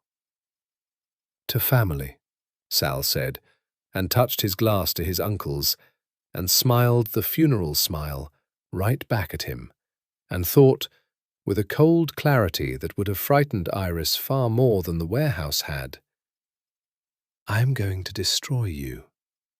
Not kill you. Destroy you. Take everything. The family, the power, the freedom, the name. I am going to hand you to the Americans and the Italians in pieces and let them bury you alive in a cell for the rest of your miserable life. And the last thing you'll see before they close the door is that I did it, and that I did it for her, for both of them, and that there was nothing in the end that the blood could solve." A week. I can do a great deal in a week.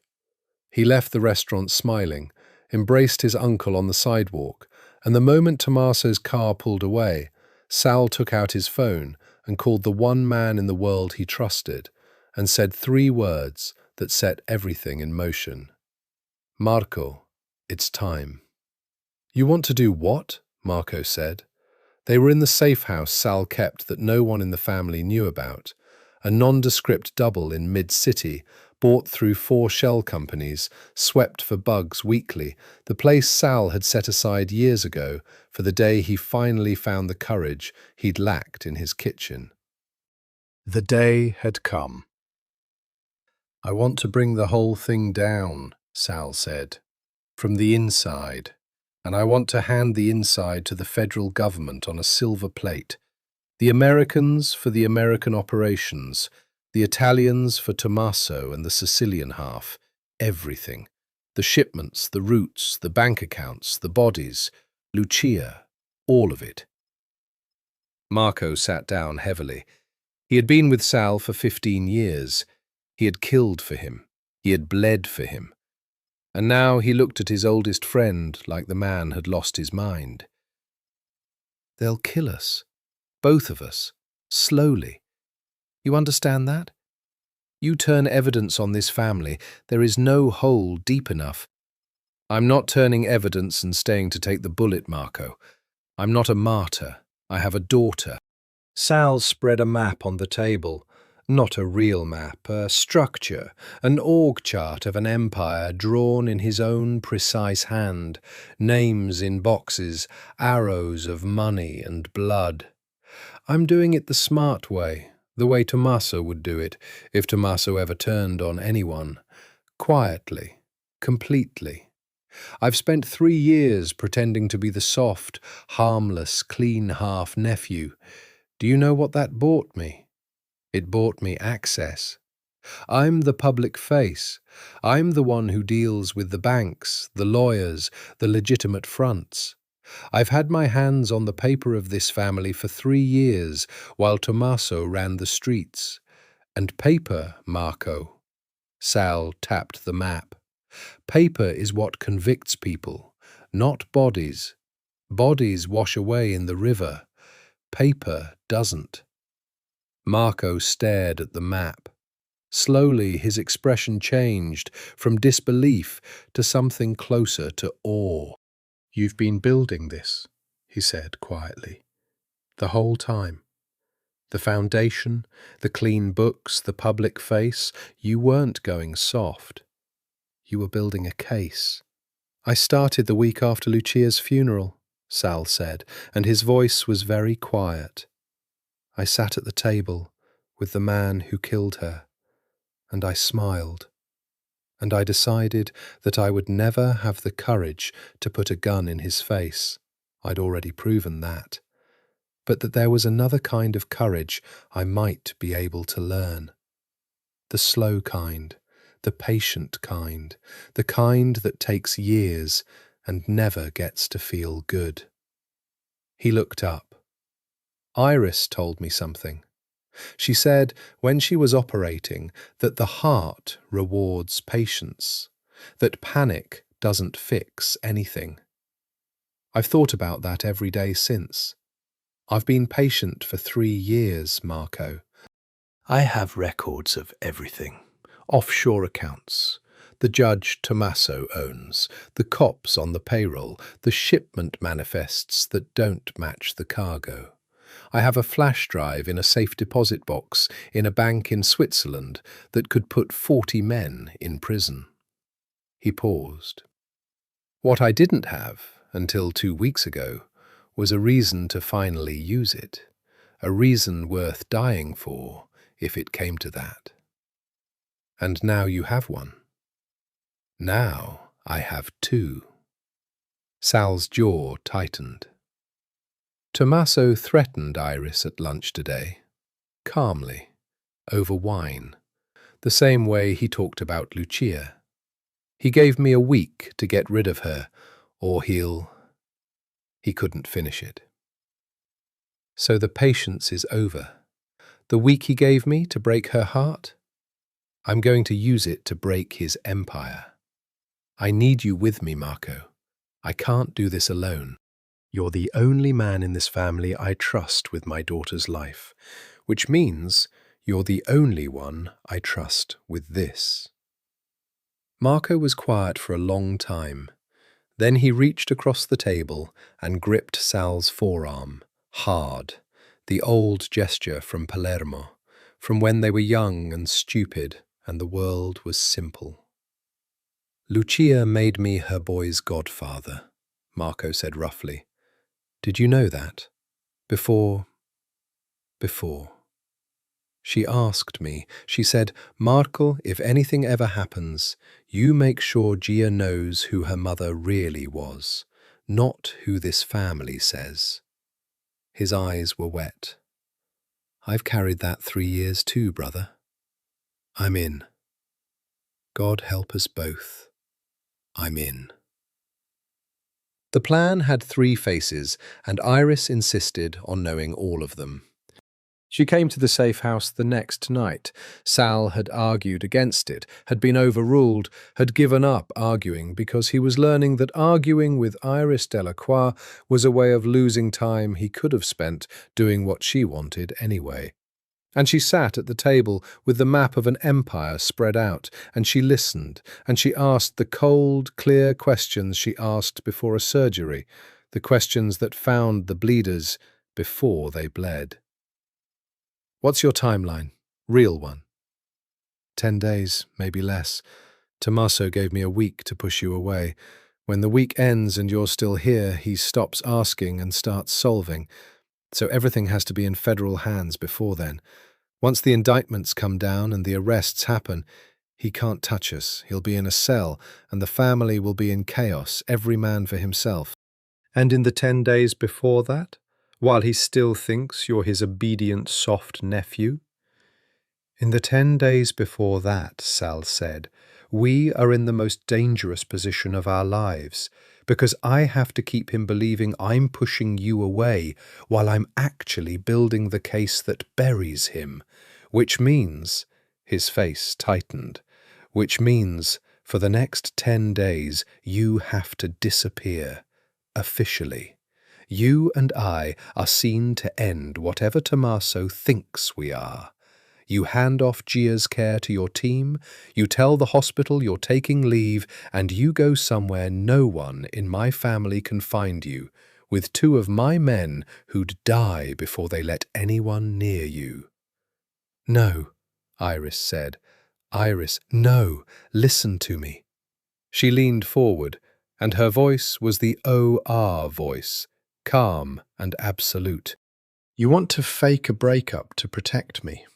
I understand the logic, but you're forgetting that I'm not the only one who's already in this. Gia is in this. That child has a fragile new heart, and a father about to wage war on his own family. And if this goes wrong, if you're arrested or killed, she needs someone. So here's what's actually going to happen. She put her finger on the map, on the empty space beyond the boxes and arrows. You're going to get Gia out first, before any of it, somewhere safe, somewhere far, with people we trust. And I'm going to go with her. Not to hide Sal, to protect her. She just had open heart surgery. She needs a doctor with her, and there is no doctor on this earth more invested in that child's heart than I am. You hand the case to the feds. I keep your daughter alive and far away while you do it. And when it's over, her voice didn't waver, when it's over, you come find us, both of us, wherever we are. Sal looked at her across the map of his ruined empire, this woman who would not hide, who turned his protection inside out and made it a mission, who had walked into every dangerous room in his life and refused every single time to leave it. "You'd take her," he said slowly. "You'd run with my daughter into God knows what for a man you've known 3 weeks." "I'd take my patient," Iris corrected, "to keep her alive. And I'd do it for the man I'm apparently foolish enough to be falling for. Yes." She said it plainly, like a diagnosis, and watched it land on him like a blow. There. Now we've both almost said it. "Where do we send her, Sal? Somewhere your family has no reach. Somewhere with good hospitals, in case her heart needs anything. Somewhere you know." And Sal Mancini, staring at the woman who had just turned his whole careful world over with 6 sentences, said the name of the only place on earth that was his and not the family's, the place he'd been quietly building an escape toward for 3 years, the city of water and masks and old, patient revenge. "Venice," he said. "We send her to Venice." The next 9 days were a held breath. To the world, and to Tommaso, Salvatore Mancini was a man quietly doing what he'd been told. He was seen at the foundation. He was seen ending things, a curt phone call to the hospital, overheard by the right people, in which he thanked Dr. Delacroix for her service and made clear her involvement with his family was concluded. He was seen once having a tense final conversation with the doctor herself in the hospital parking garage, the two of them at a cold professional distance, and the man Tommaso had watching reported back that it was done, the soft spot excised, the nephew obedient. The man Tommaso had watching did not know that the entire conversation had been staged for his benefit, that the cold words were a script, that the moment the watcher's sightline broke, Sal had pressed a slip of paper into Iris's hand with a flight number on it, and his fingers had lingered on hers a half-second too long for either of their composure. Beneath the held breath, machinery turned. Sal flew to Zurich for 11 hours, a legitimate foundation trip fully documented, and came back with the flash drive from the safe deposit box. He met in a parking structure in Houston that no one could connect to anyone, with 2 people, a special agent from the FBI's Organized Crime Task Force and the magistrate's liaison from the Italian Direzione Investigativa Antimafia, the DIA, who had been hunting the Sicilian half of the Mancini family for 2 decades and had never once gotten a witness from the inside. Sal gave them nothing that day but a taste, a single account number, a single name, enough to prove what he had was real, and a list of demands. He wanted 3 things: full immunity, witness protection that he and Marco would design themselves because he trusted no protection program with his daughter's life, and custody, ironclad, internationally recognized custody of Gia, with all Mancini family claims to the child legally severed. In exchange, he would give them everything. The largest organized crime case in the history of either country. 40-odd men, 2 decades of evidence, and the murder of Lucia Mancini with the man who ordered it. They said yes to almost all of it. They always said yes when the prize was that big. The lawyers worked through nights. Papers were drawn in 3 jurisdictions, and the clock ran down. Gia left on day 4. She did not know she was leaving forever. She knew only that she was going on an adventure to a city made of water with Dr. Iris and Uncle Marco, and that Cornelio was coming too, and that Papa would join them very soon. Sal had explained it as a holiday, a reward for being so brave about her heart. And the child, still tired, still healing, still trusting the world the way only a loved child can, accepted it completely. The hardest moment of Salvatore Mancini's life was not the warehouse. It was not the lunch with Tommaso. It was the private terminal at 6 in the morning, kneeling on the tarmac to be at his daughter's level, holding her small face in his enormous hands, knowing that if anything went wrong in the next 6 days, this might be the last time he ever saw her, and not being able to let her see one flicker of that on his face. "Be good for Dr. Iris," he said. "Listen to your heart, the new one, the fixed one. If it ever feels strange, you tell her right away." "I will." "And eat your vegetables in the city of water." Papa. Long-suffering, 7 years old. And his voice nearly went, and he held it for her. "And I love you more than the whole ocean, more than the river, more than there is water in the world. Remember that, no matter what anyone ever tells you about me. You remember that I love you, and that everything I ever did, I did so that you could grow up. All right?" "All right, Papa." She kissed his cheek.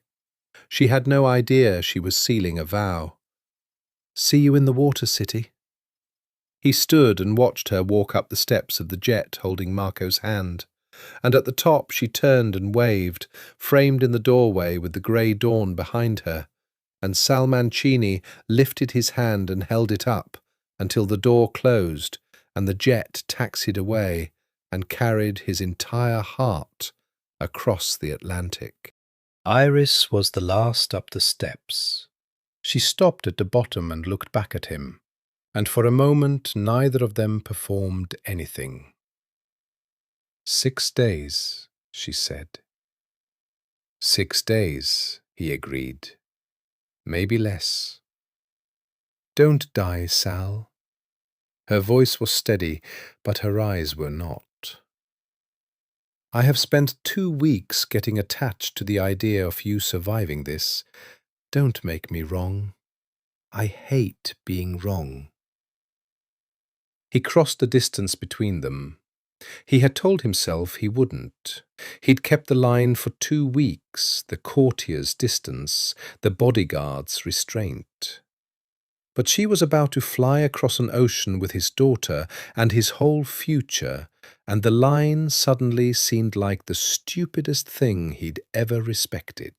He took her face in his hands the way he'd held his daughter's, and he kissed her, once, hard, brief, a kiss with the whole weight of 3 years of silence and 2 weeks of restraint and a lifetime of being too late behind it. And then he stepped back, before either of them could fall the rest of the way. "That," he said low, "was so that if I do die, I won't have died never having done it. Now get on the plane, Dr. Delacroix.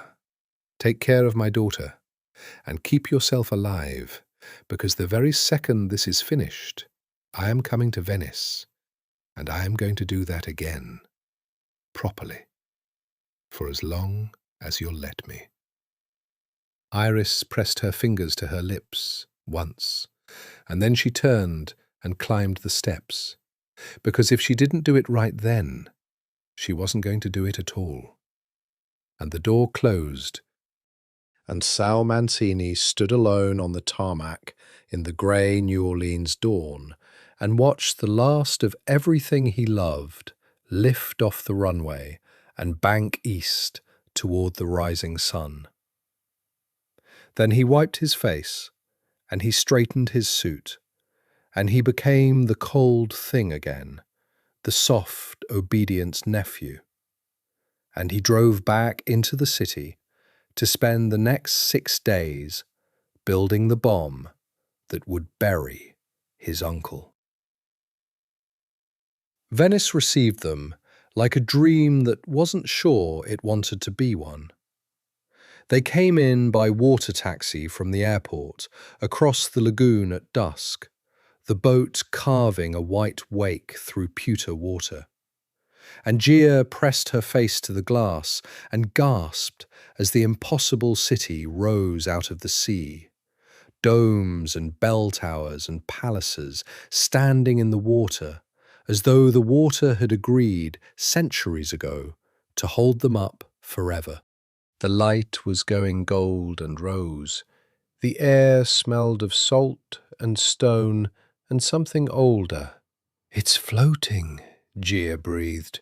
"It's been floating for 1,000 years," Iris said, her own breath caught.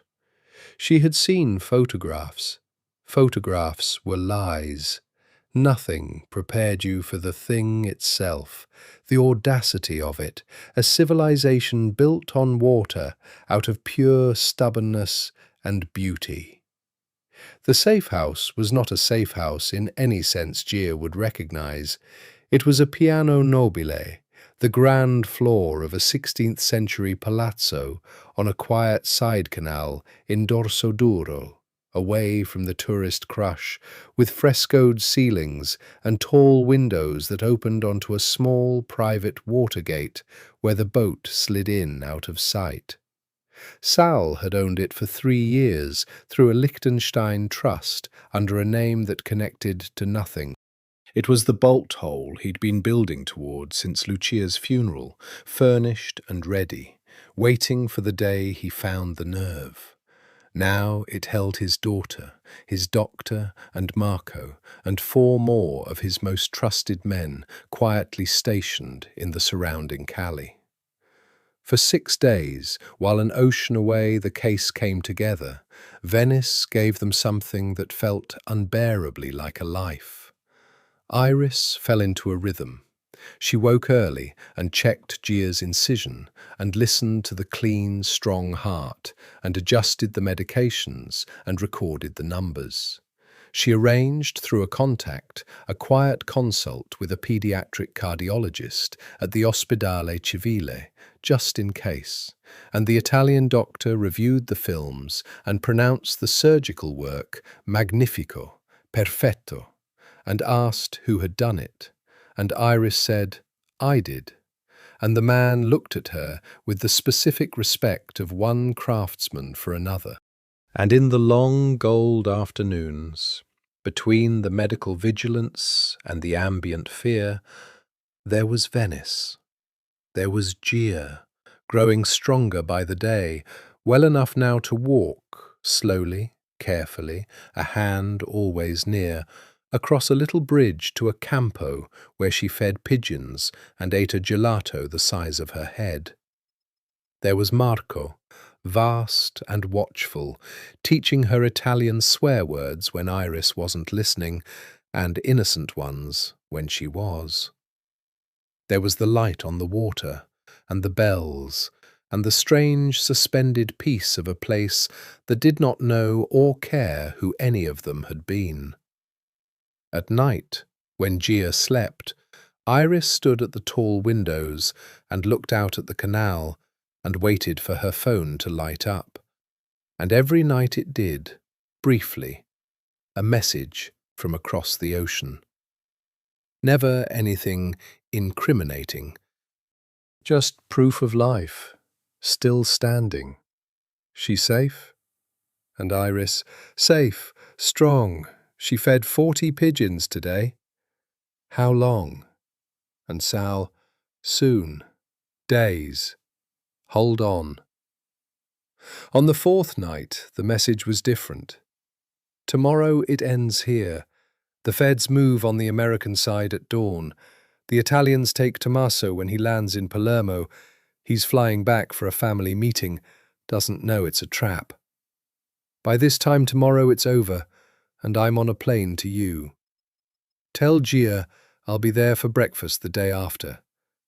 Tell her I love her more than the water. And Iris, a pause, the 3 dots appearing and disappearing. Keep her close tomorrow, all day. Don't let her out of your sight. I don't think anything can reach you there. But I didn't think anything could reach Lucia either. Tomorrow's the dangerous day. Once Tommaso knows the trap is closing, he'll want to hurt me. And you two are the only way left to do it. So tomorrow, please, stay inside. Stay close. Let Marco do his job. One more day. Iris read it standing at the window with the canal black and glittering below, and a cold finger traced down her spine, because she had learned to trust this man's instincts about danger the way her patients trusted hers about hearts. One more day, she wrote back. We'll stay inside. Finish it, Sal. Come home to us. Home, he wrote back after a moment. I like that word in your mouth. And then nothing more, because there was a war to finish and an ocean to cross and one more dangerous day to survive. Iris stood at the window a long time. Behind her in the great frescoed room, Gia slept with Cornelio under her chin and her fixed heart beating its clean, strong song. Somewhere out in the dark labyrinth of the city, 4 of Sal's men kept watch on the bridges and the water gates, and across the lagoon the lights of the mainland glittered, and beyond them all of Europe, and beyond that an ocean, and beyond that a man in New Orleans about to set fire to his own life to buy them a clean one. She did not know that the most dangerous day was not tomorrow. She did not know that Tommaso Mancini, who had spent 50 years surviving in a world that ate the careless, had not booked that flight to Palermo by accident, that he had known for 3 days that his obedient nephew was talking to the Americans, that there was a man inside the FBI task force who took Mancini money the way half of New Orleans took Mancini money, and that the trap Sal thought he was setting had already been turned inside out. She did not know that Tommaso was not flying to Palermo at all. She did not know that at that very moment an old man with silver hair and her surgeon's same green-grey eyes was stepping off a private jet at Marco Polo Airport into the city of water, with 6 men and a single, simple purpose: to take from his nephew the 2 things the boy loved, the way he should have done it 3 years ago, the way the blood always, in the end, solved its own problems. The first thing that went wrong was the silence. Iris woke before dawn on the dangerous day with the particular instinct of someone who has spent 20 years being woken by emergencies, and the wrongness of it reached her before her conscious mind did. The palazzo was too quiet. Not the deep quiet of a sleeping house, a different quiet, a held quiet, an absence where presence should be. She got up. She checked Gia first, always first. The child slept, the small chest rising and falling, the monitor she'd rigged showing the clean rhythm. And then she went to the door of the grand room and listened. Nothing. No footsteps from Marco's nightly patrol of the Piano Nobile, no murmur of the man who should have been stationed at the Watergate. She took her phone and texted Marco 2 rooms away. "You up?" No reply. No delivered receipt. The cold finger on her spine became a hand. She did not panic. Panic doesn't fix anything. She'd built a career on that. She woke Gia gently, pressed a finger to her own lips, and in a low, calm voice told the child they were going to play the quiet game, the most important quiet game ever, where they moved through the house like cats and didn't make a single sound. Gia, half asleep and trusting, nodded.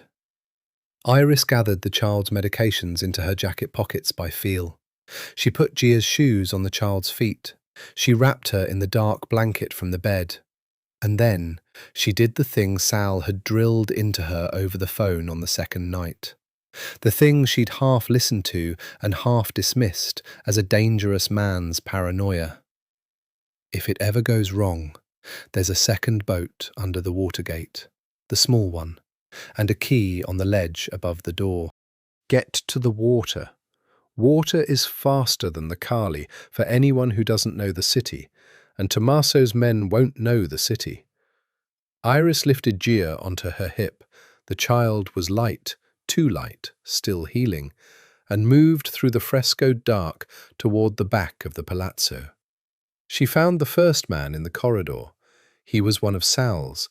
She recognized the bulk of him, slumped against the wall in a black pool that the dim canal light coming through the windows turned to oil. She did not let Gia see. She pressed the child's face into her shoulder and stepped over him and kept moving, her heart slamming, but her hands, when she reached for the next door, perfectly steady. The O.R. hands, the hands that didn't shake. Iris. The voice came from the shadows of the great salon, low and warm and elegant, a voice like honey poured over a blade, and she knew it instantly, though she'd never heard it, because it was the voice from her nightmares for 2 weeks, the voice that had threatened her over Barolo through Sal's retelling. Dr. Delacroix, please, don't run. There's no point, and running makes everyone clumsy. The lights came up. Tommaso Mancini sat in a tall carved chair by the cold fireplace, as though he'd been waiting there all night, which he had. He was beautifully dressed, silver hair perfect, hands folded in his lap, and around the room stood 4 men with guns held low and easy, and on the floor near the window, bound and bleeding from a cut above his eye, but alive, thank God, was Marco, gagged, his eyes blazing with helpless fury. There she is, Tommaso said pleasantly, and his green-grey eyes, Sal's eyes, Gia's eyes, the family's eyes, moved to the child on Iris's hip and softened into something monstrous in its tenderness. And little Gia, my great niece, how big you've gotten, how well you look. He smiled. What a clever doctor you have. Don't look at her, Iris said. Her voice was the O.R. voice, flat and absolute, the voice that ran rooms where people were dying. Whatever you came here to do, you do it without looking at her like that. Tommaso tilted his head, intrigued. You're not afraid? I'm extremely afraid, Iris said. I've just learned not to let it move my hands. Now, Marco's hurt, and your man in the hall is going to bleed out in about 11 minutes if no one helps him, and that man is family to you, isn't he? Blood. So before you do whatever theatre you've planned, let me make this simple. The child has a fragile heart. She had open-heart surgery 16 days ago. If you frighten her, if her heart rate spikes, she can decompensate. Do you understand what that means? It means the surgery I just did can fail, right here, right now, on this floor, and there is no one in this city who can fix it as fast as me, and I will not lift a finger to save her if your men touch me. So whatever you want her calm, and you want me whole. That's your situation. Now what do you actually want, Mr. Mancini? Tommaso regarded her with frank, delighted astonishment, the way a collector regards an unexpected masterpiece. "My God," he said softly, "I see it now. I see exactly what happened to my nephew." He rose from the chair, slow, elegant, and waved his men back when they tensed. He didn't fall for a pretty face. He's surrounded by pretty faces. He fell for this.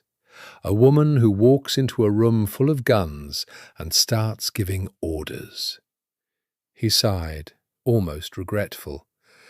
"It's a shame, really. In another life, I'd have wanted you in this family. You'd have run it better than any of them. Better than Salvatore, certainly. He has a good mind, but a weak stomach. You," he studied her, "you have both." "What do you want?" Iris repeated.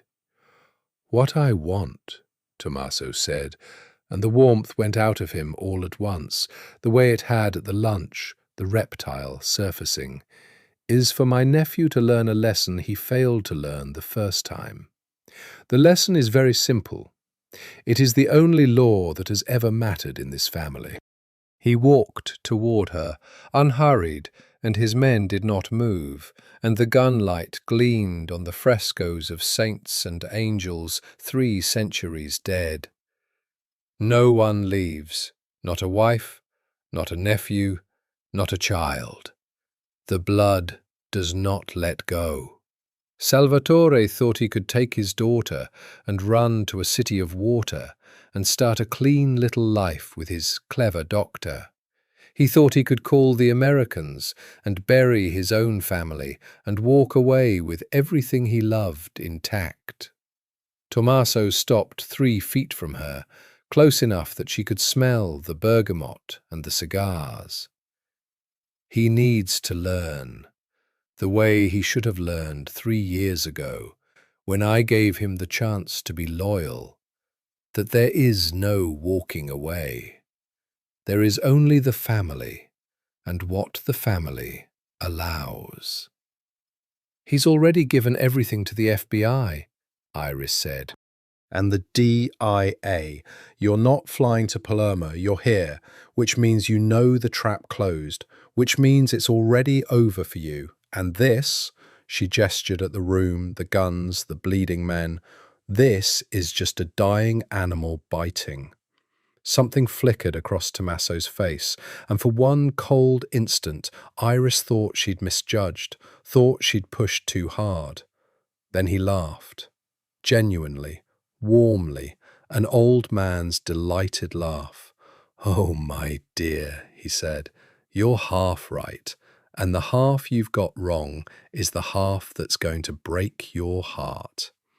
He reached out, slowly, and Iris held absolutely still, and he did not touch her. He touched, with one gentle finger, the sleeping child's dark curls, Lucia's curls, and Iris had to use everything she had not to flinch the child away and trigger exactly the panic she'd warned him about. The trap did close, but not on me. You see, the American who was supposed to take my nephew's evidence and lock me away? He smiled the funeral smile. "He's mine. He's been mine for 9 years. So when my brilliant, patient nephew handed over his flash drive and his accounts and his decades of careful paper, he handed them to me. Everything he built to destroy me, I now hold, and Salvatore is, at this very moment, getting on a plane to Venice believing he's won, believing he's coming here to start his clean new life. He has no idea." Tommaso withdrew his hand from the child's hair, gently, and stepped back, and his voice was almost kind. "He's coming straight to me, Dr. Delacroix. To this house. And when he arrives, he's going to find his daughter and his doctor exactly where he left them. And he's going to find me sitting in this chair, and he's going to understand, finally, completely, that there was never any version of this where he won, that the blood always solves its own problems. And then the kindness dropped away entirely. Then I'm going to make him choose which of you dies first, the way I should have made him choose 3 years ago. And this time, my soft-stomached nephew is going to learn what loyalty costs. The room was silent. Marco strained against his ropes. The child slept on, fragile heart beating against Iris's chest. And Iris Delacroix, surgeon, who had spent her whole life finding the bleeders before they killed, looked at the old man and understood that she had perhaps 4 minutes before Sal's plane landed and walked into this, and that the only person in this room who could change what happened next was her. So she did the thing she always did. She stopped feeling the fear. She started looking for the window. The window in surgery was the moment the body gave you, the half-second when the rhythm faltered in exactly the right way, when the bleeder showed its source, when the impossible became briefly possible. You did not create the window. You waited for it, and you recognized it, and you moved through it before it closed. Iris had 3 pieces of information and 4 minutes. The first piece. Tommaso wanted Sal to arrive and see. That was the whole point, the theatre, the lesson, which meant Tommaso would not kill her or Gia before Sal got here, because a dead audience learns nothing. They were safe, briefly, precisely because they were bait. The second piece.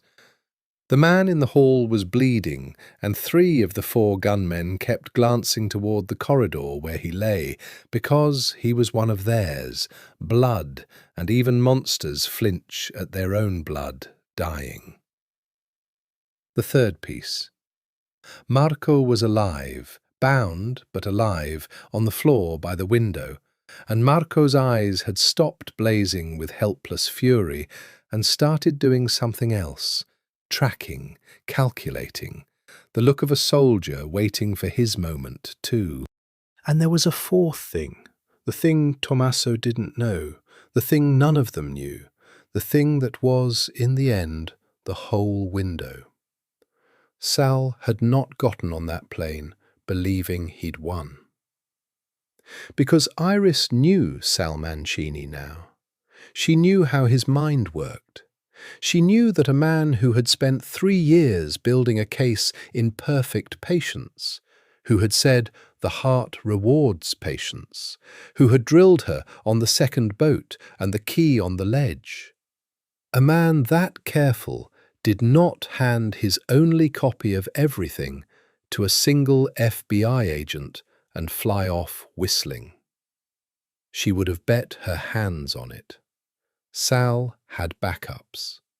Sal had told the DIA things he hadn't told the Americans, separately, on purpose, because he trusted no one with all of it.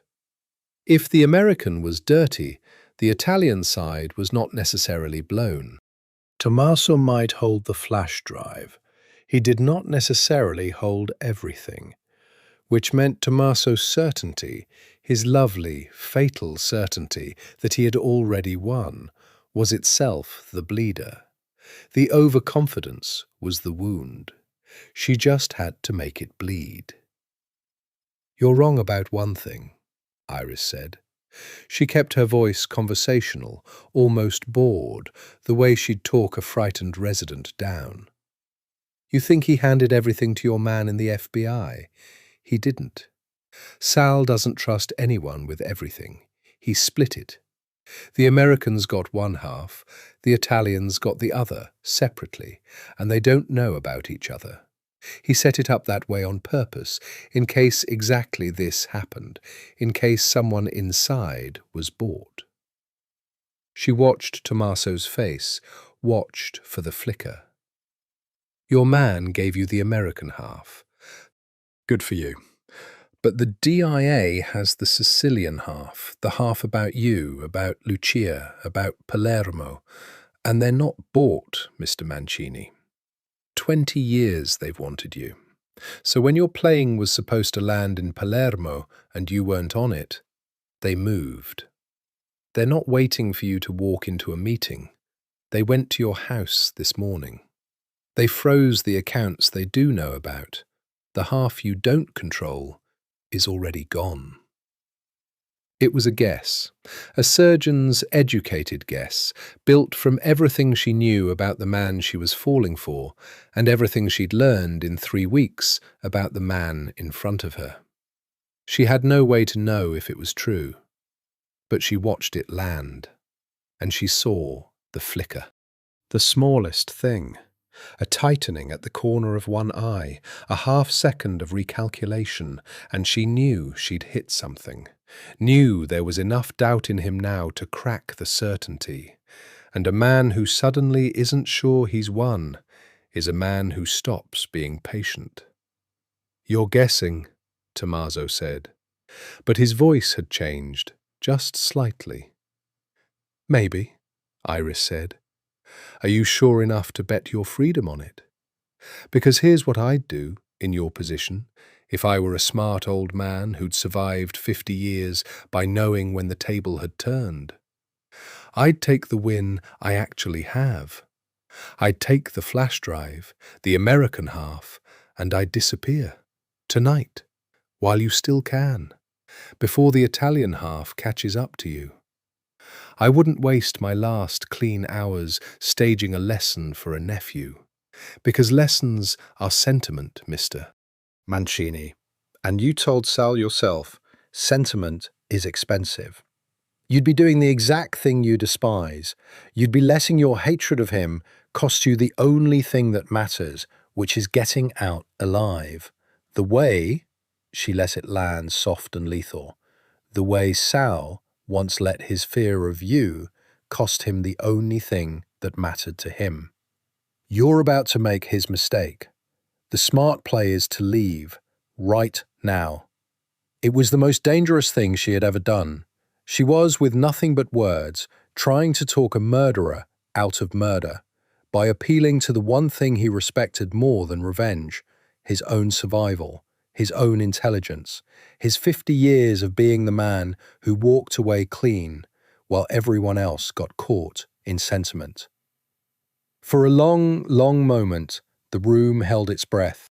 Tommaso looked at her, and she watched the calculation move behind the green-grey eyes, the cold animal weighing the table, and she thought, come on.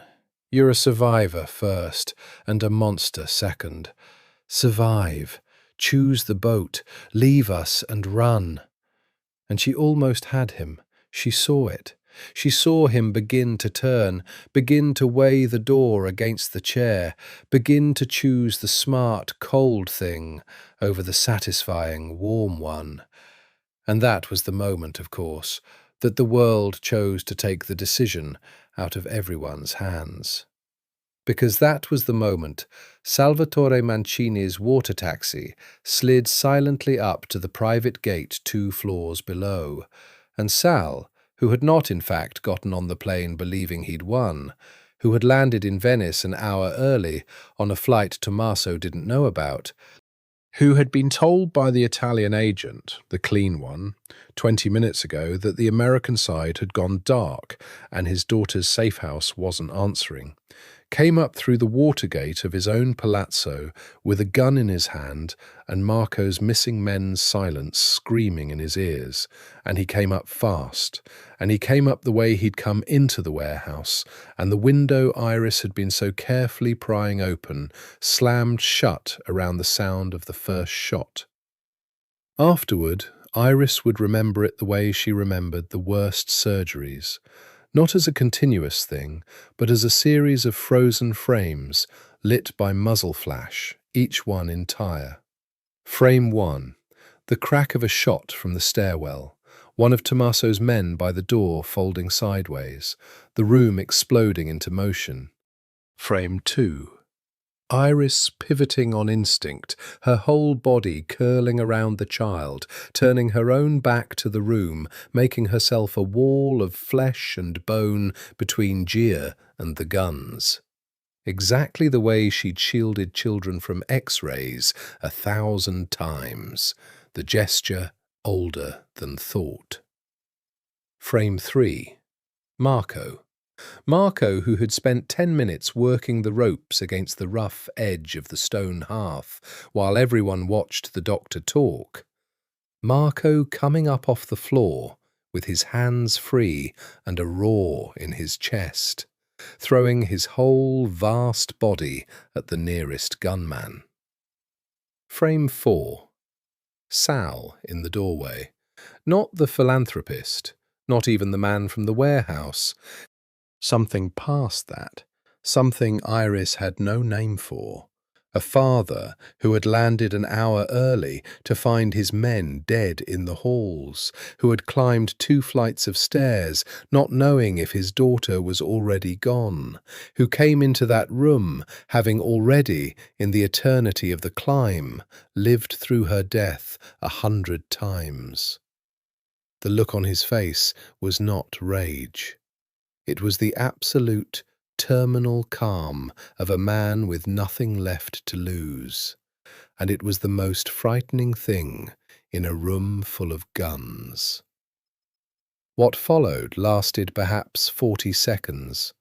Sal moved through Tommaso's men the way water moves through a broken dam, total, indifferent, unstoppable. 2 of them went down before they'd fully turned. Marco took a third to the ground in a tangle of fists. A bullet found Sal. Iris heard him grunt, saw him stagger, saw red bloom on his left shoulder, and saw it not slow him by even a half step, because a man who has already accepted his own death is not deterred by a wound. And Iris, curled around the child in the corner, did the only thing she could do, which was the thing she always did. She stayed calm, she protected her patient, and she waited for the window. It came in the form of Tommaso, because the old man, the survivor, the man who had almost taken Iris's advice and chosen the boat over the lesson, did the thing that survivors do when the table turns all the way over. He grabbed the nearest weapon, which was not a gun. It was the child.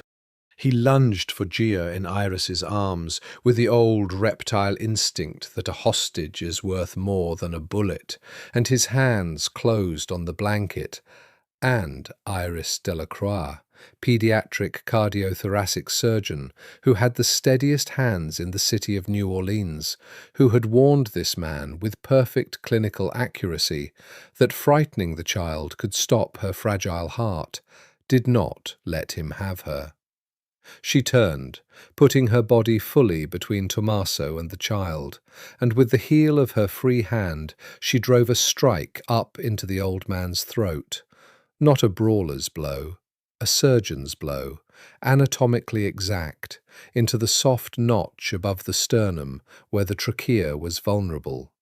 And Tommaso Mancini, 71 years old, choked and reeled back, his hands flying to his own throat, and in that half-second of him not holding a weapon, and not holding the child, and not being able to breathe, Sal crossed the room.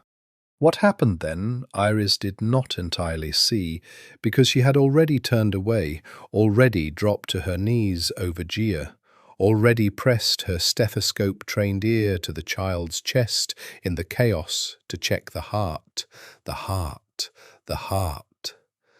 And the heart was beating, frightened, fast but strong, the conduit holding, the rhythm clean. The child was screaming now, finally awake, terrified, alive, alive.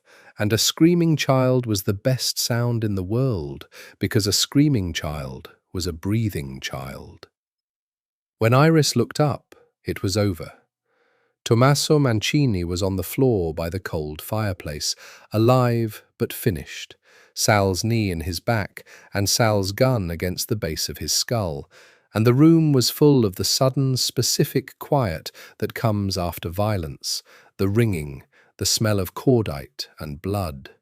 Marco breathing hard over a groaning man, two of Tommaso's gunmen dead, and the rest down. And Sal, bleeding from the shoulder, his hands shaking now that there was nothing left to do with them, looked across the wreckage of his ancestral room at Iris on the floor, with his screaming daughter in her arms, and his whole terrible calm broke at once. "Is she?" His voice was a ruin. "Iris, her heart, is her—" "She's fine." Iris had to shout it over the child's crying, and she was crying herself now, finally, the wall down, the O-R voice gone. "Sal, she's fine. The heart held. She's just scared. She's fine." And under Sal's knee, his face pressed to the cold marble floor of the palazzo his family had owned for 400 years, Tommaso Mancini began, horribly, to laugh. "You can't," the old man wheezed. "You can't kill me, Salvatore. You couldn't do it 3 years ago in your kitchen, and you can't do it now. You don't have the stomach. It's not in you. It was never in you. You're not your father. You're not me. You're a soft man playing at—" Sal pressed the gun harder against his uncle's skull, and his finger was on the trigger, and Iris saw the whole history of 3 years of grief and guilt, and a woman at the bottom of the river gather in his face. And she knew that he could do it now, that the man who'd walked into the warehouse could absolutely do it, that no one in this room or this city would ever say a word. "Sal," Iris said. Just his name, across the room, over the screaming child and the laughing monster. He looked up at her. His eyes were wild and wet and lost. "Don't," she said, and her voice was steady again, the O-R voice, the voice that had talked a murderer toward a boat, the voice that found the right thing in the chaos. "Not because he doesn't deserve it, he does, but because you've already won the right way, the patient way, the way that takes everything from him and gives everything back to you. You kill him now, and you're his. You're the family. You're the blood solving its own problems, exactly like he said. Don't let him make you that, not in front of her." She tilted her head down at the child sobbing against her chest. "She's awake, Sal. She'll remember whatever you do next, so make it the thing you want her to remember. Make it the man you're trying to become." For a long, long moment, Salvatore Mancini knelt with a gun against his uncle's skull, and his daughter watching, and the woman he loved telling him again to choose the hard right thing over the satisfying wrong one. And then, slowly, he took the gun away.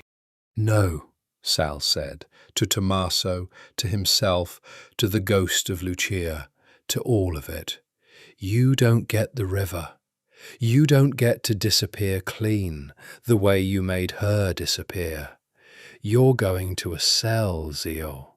You're going to spend whatever years you've got left in a small, grey room, and every single day of it you're going to know that the soft nephew won, that the boy you called weak took the whole family apart and walked away into the light with everything you tried to drown."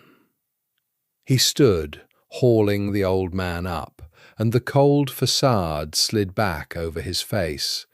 But it was different now, lighter somehow, 3 years lighter. Marco, call the DIA, the clean one. Tell them we have him, and we have the rest of them, and tell them— Sal looked at Iris, at his daughter, at the life he'd nearly lost twice. Tell them it's over. Tell them the family is finished. It was not, of course, over that night. Nothing real is ever over in a single night.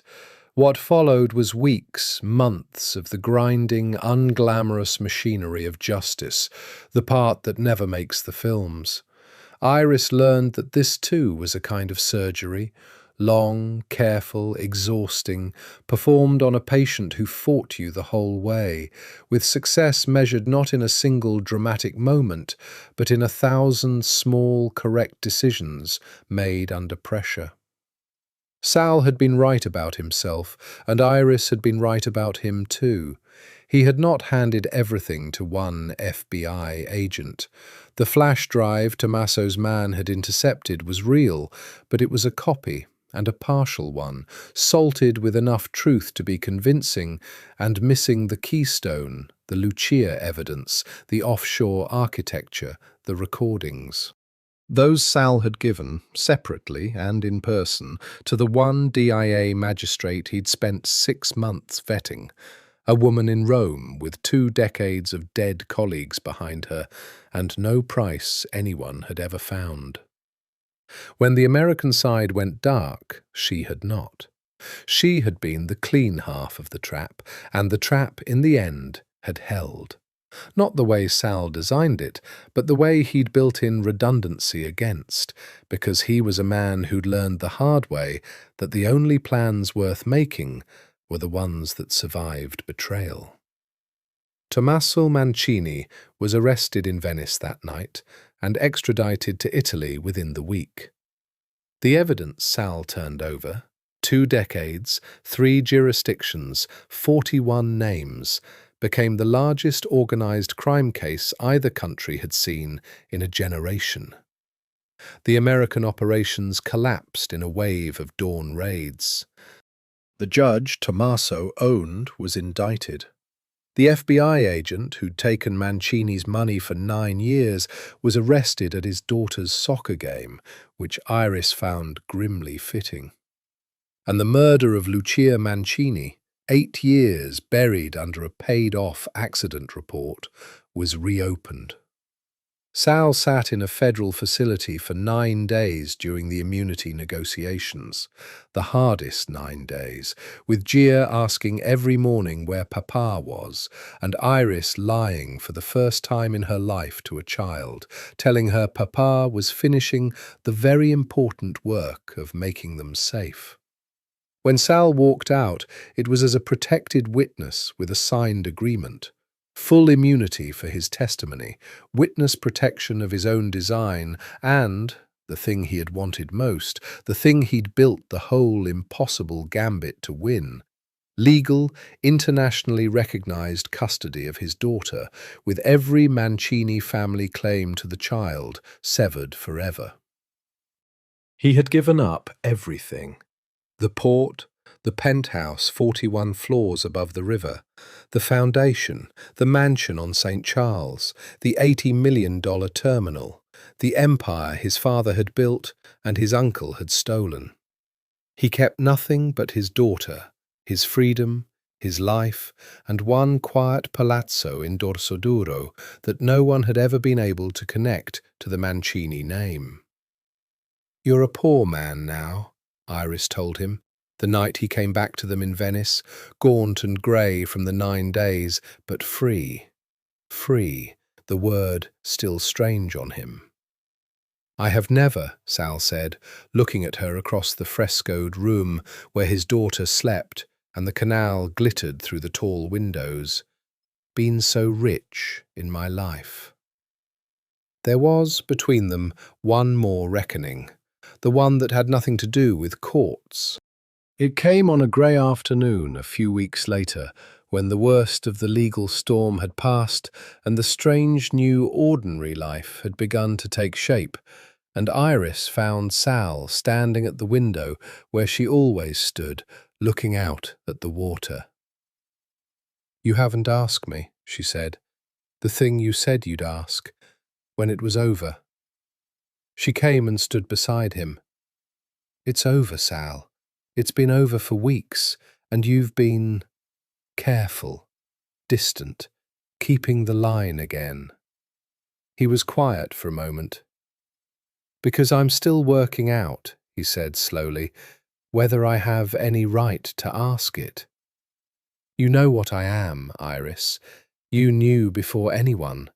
You stood on a walkway by the river the first day, and you said you knew who I was and what I was, and you were right, and nothing that's happened since has made it untrue.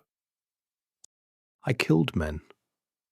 I let the man who murdered my wife pass me the bread for 3 years. My hands," he looked at them, "the same hands that came for you in that warehouse. You felt my heart through your fingers that night, but you also felt what those hands had just done. I'm not a good man who did bad things. I'm a bad man trying, very late, to become something else. And I don't know if a woman like you, a woman who spends her life saving children, who has more good in one hand than I have in my whole body, I don't know if you should tie yourself to that, to me, to what I've been." Iris was quiet for a moment. Outside, a boat slid down the canal, and a bell tolled somewhere across the city, and the grey light lay soft on the water. "Can I tell you what I see?" she said. "When I look at you." He didn't answer. He couldn't. "I see a man who built a library while he was building a case to bury his own family. I see a man who spent 3 years being patient instead of being satisfied, because patience was the only way to win the right thing. I see a man who walked into a warehouse for a doctor he'd known 3 weeks, and who took a gun off his uncle's skull because a child was watching, even though every cell in his body wanted to pull the trigger." She turned to face him. "I'm not naive, Sal. I'm not in love with a fantasy of a reformed gangster. I know exactly who you were. I have no illusions. But I've spent my whole life with my hands inside broken things, finding the part that still works, the part worth saving, the part that wants to heal. And I have never once been wrong about a heart." She put her hand flat on his chest, over the heart she'd felt hammer against her fingers on a warehouse floor. "Yours wants to heal. It's been wanting to heal for 3 years. And I'd like to be there while it does. Not because you're fixed, because you're trying. And because, God help me, because I love you. You impossible, dangerous, broken man, and I'm a grown woman who assesses her own risks, and I've assessed this one. And the answer is yes. Whatever it is you've been afraid to ask, the answer is yes." For a long moment, Salvatore Mancini, who had commanded a port and an army and a city, who had never in his adult life had to wonder if he was welcome, simply looked at her, undone. And then he did the thing he'd promised on a tarmac in New Orleans. He took her face in his hands, gently, the gentle hands and not the other ones, and he kissed her, properly this time, slowly, with nothing chasing them, and no ocean to cross, and no clock running down. A kiss with the whole impossible weight of 2 ruined lives deciding, against all sense, to build one good one out of the wreckage. When they broke apart, his forehead resting against hers, he laughed, A real laugh, a young laugh, a laugh she'd never heard from him. "I had a whole speech," he murmured. "You'll get to use it eventually," Iris said. "We have time now. That's the whole point. We finally have time." Time, it turned out, was the strangest luxury of all and the hardest to learn to spend. For a man who had spent 20 years measuring his days in threats answered and territories held, the slow, gold mornings of Venice were almost unbearable at first. Sal did not know how to wake up with nothing to defend. He'd surface before dawn out of old habit, reaching for a phone that no longer carried the weight of an empire, and lie there in the grey light, listening to the water lap at the foundations of the palazzo, and the small, ordinary sounds of a household that was, for the first time in his life, simply a household. A child's feet, a coffee pot, Iris humming, off-key and unself-conscious in the next room. He learned, slowly, the way he'd learned everything that mattered, patiently. Witness protection, in their case, was an unusual arrangement. The DIA and the US Marshals had wanted to relocate them to a sealed identity in some anonymous suburb. But Sal had negotiated something different, something that traded a measure of safety for a measure of life. They would keep the Venice Palazzo, which had never been connected to the Mancini name, under the Liechtenstein Trust and a new set of papers. The remaining threat was manageable. With Tommaso in a cell and the family's resources frozen and scattered, the men who might have wanted revenge had neither the money, nor the organization, nor frankly the motive, since the thing they'd have been avenging was itself in prison. The DIA kept a quiet eye, Marco stayed, and the city of water, which had hidden refugees and exiles and the inconveniently alive for 1,000 years, hid them too, easily, the way it hid everything, in plain sight among the masks. Gia thrived. This was the thing that healed Sal faster than anything Iris said or did, watching his daughter become, with each passing month, a different child. The blue had gone from her lips for good. The breathlessness was a memory. She grew. She ran, actually ran, down the calle and over the bridges, with Iris calling after her to slow down, and Sal's heart in his throat every time, not from her heart anymore, but from a father's ordinary terror, the good kind, the kind he'd never been allowed before. She started school, a small international school near the Accademia, and came home with Italian on her tongue and friends whose fathers were architects and glass-blowers and gondoliers, and not one of whom had ever heard the name Mancini. She did not remember the night in the palazzo. Iris had watched for it carefully, the way she watched for any complication, nightmares, withdrawal, the marks that violence leaves on children. But Gia had been wrapped in a blanket and shielded by a surgeon's body and Iris's calm voice the whole time. And what she retained was vague and dreamlike.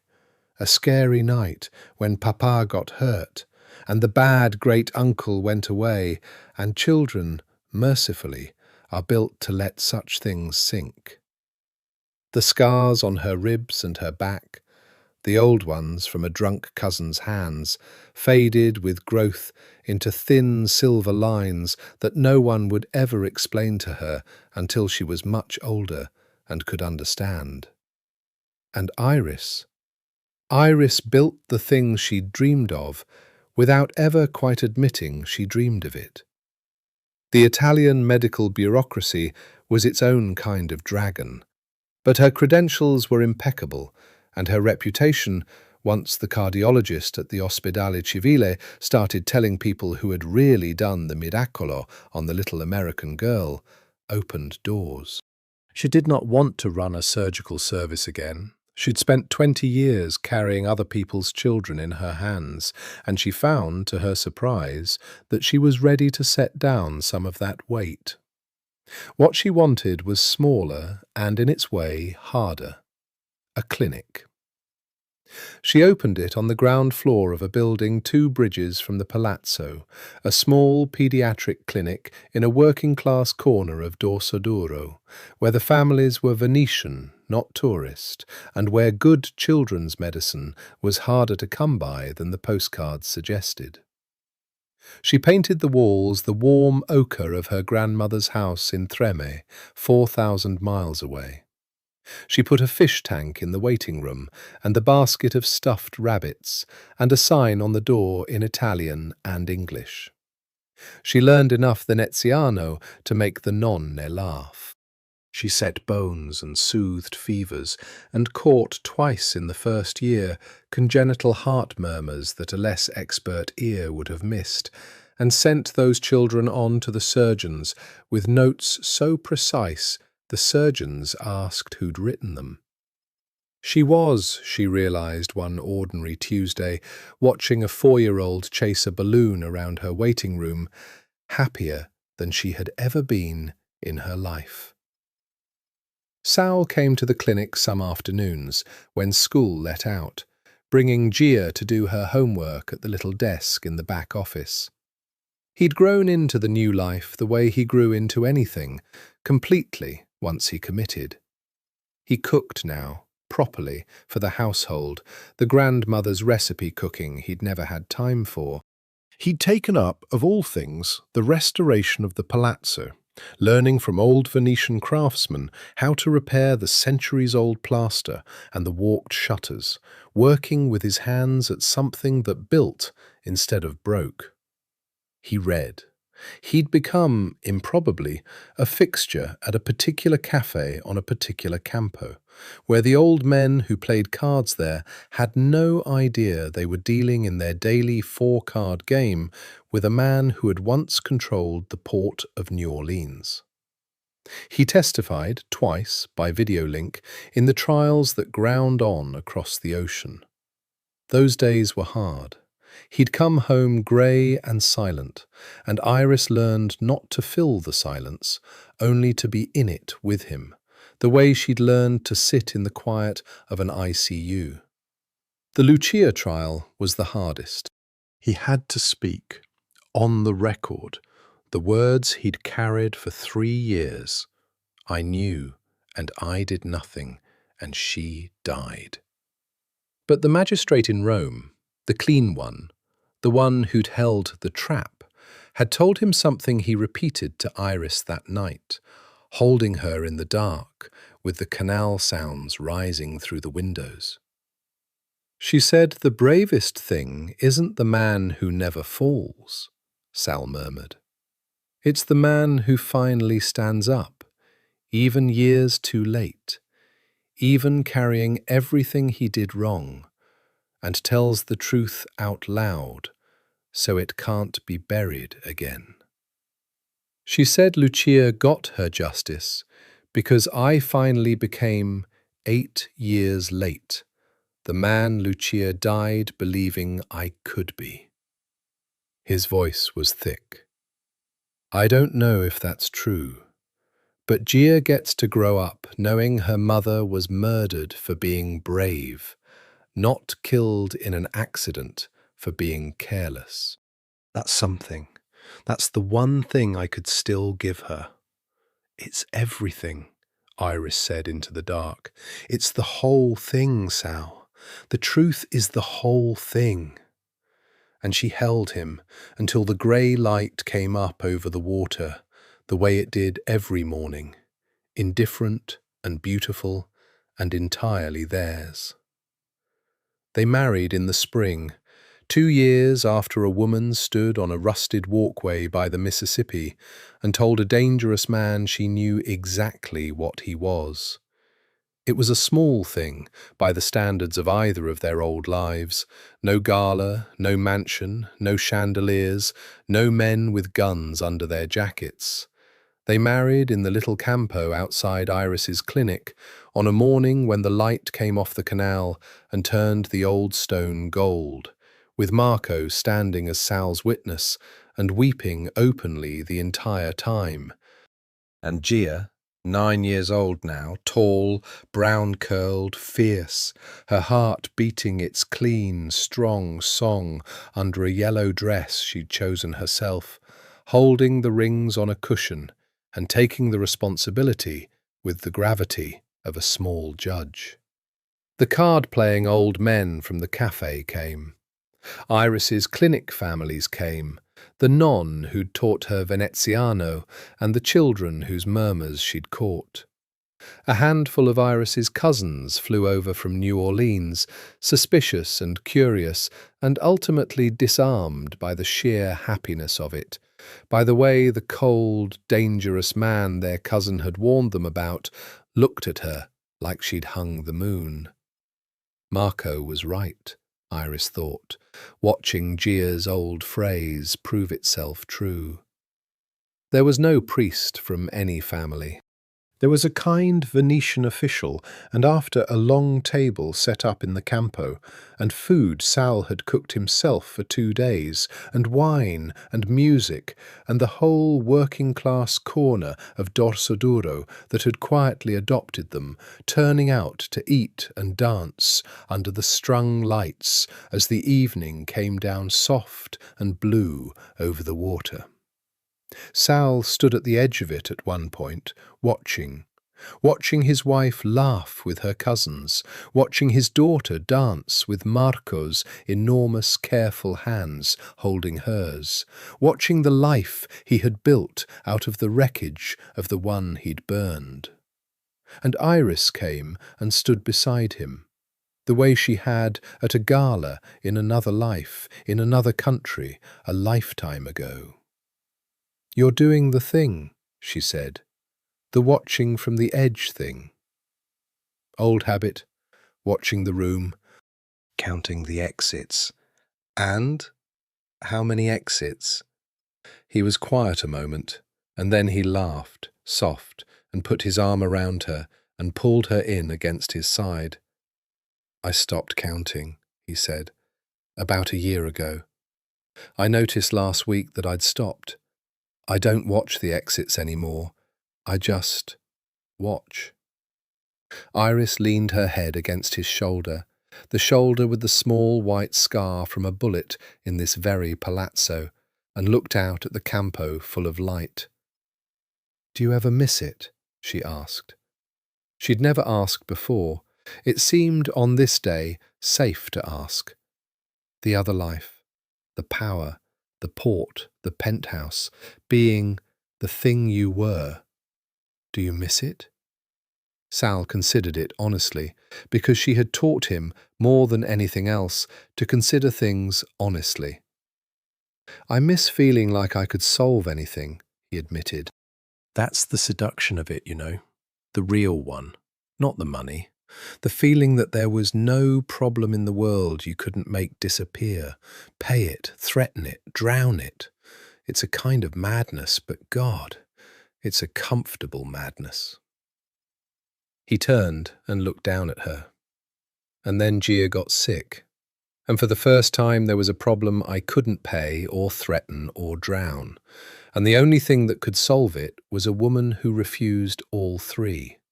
Who looked at the most powerful man in the city and said, 'No, you can't buy me,' and 'Yes, I'll save your daughter,' and 'No, I'll never confuse the two.'" His arm tightened around her. "That was the day the madness started to break. The day I met something stronger than power. So no, amore, I don't miss it. The old life could make anything disappear, but it couldn't make anything stay. And staying," he looked out at his daughter dancing, at the lights, at the water. "Staying turns out to be the only thing I ever actually wanted." The party went late. Gia fell asleep in a chair against the warm stone with Cornelio, threadbare now, much loved, irreplaceable, tucked under her chin, and Marco carried her home over the bridges with the tenderness of the godfather a murdered woman had chosen well. The lights came down one by one. The old men shuffled off with their wine. The cousins were poured into a water taxi back to their hotel, promising to visit, meaning it. And in the morning, the first morning of the new life that was somehow also just the continuation of the life they'd already been living, which is the secret of marriage no one tells you. Iris Delacroix woke the way she now woke every morning, in the high bed in the frescoed room of a palazzo that had no name on any deed she could be traced through, with the grey-gold light coming up off the canal and the sound of the water lapping at the ancient stone. She got up before Sal, as she always did, an old habit from a life of dawn surgeries, and she went to the tall window and opened the shutters he'd restored with his own hands, and she looked out at Venice waking on the water. A boat heavy with vegetables for the market, a nonna leaning out of a window across the canal to shake out a cloth, a child somewhere already laughing, the bells beginning their slow conversation across the rooftops. Behind her, the man she had married slept, the man who had controlled a port and an army, who had killed and lied and let a coward's silence bury his first wife, who had then spent 3 patient years and everything he owned dismantling the empire that made him, who had taken a gun off his uncle's skull because she asked him to, because a child was watching, because he was trying. The man whose heart she had felt hammer against her fingers on a warehouse floor, and which now beat slow and easy in the early light, healed or healing, the way hearts do when they finally stop having to fight alone. She knew exactly who he had been. She had known from the first day, on a rusted walkway by a different river, in a different life. She had no illusions. She had never had illusions. That was the whole point. The love that survives is not the love that doesn't know. It's the love that knows everything, the blood and the salt of it, and stays anyway, and chooses, every morning, the person the other one is trying to become. She heard him stir behind her, felt him cross the room, felt his arms come around her at the window, his chin against her hair, both of them looking out at the water and the waking city and the impossible, ordinary, hard-won piece of it. "What are you thinking?" he murmured. Iris Delacroix smiled and leaned back into the man she loved and watched the morning come up gold over the canal. "That the heart rewards patience," she said. "I'm thinking it took us a long time and a lot of blood to get here. And I'm thinking I'd do every minute of it again." She turned in his arms to face him. "Good morning, Sal." "Good morning, amore mio," said the man who had stopped counting the exits and kissed his wife in the gold light, while below them, patient and eternal and entirely theirs, the water carried the whole bright morning toward the sea.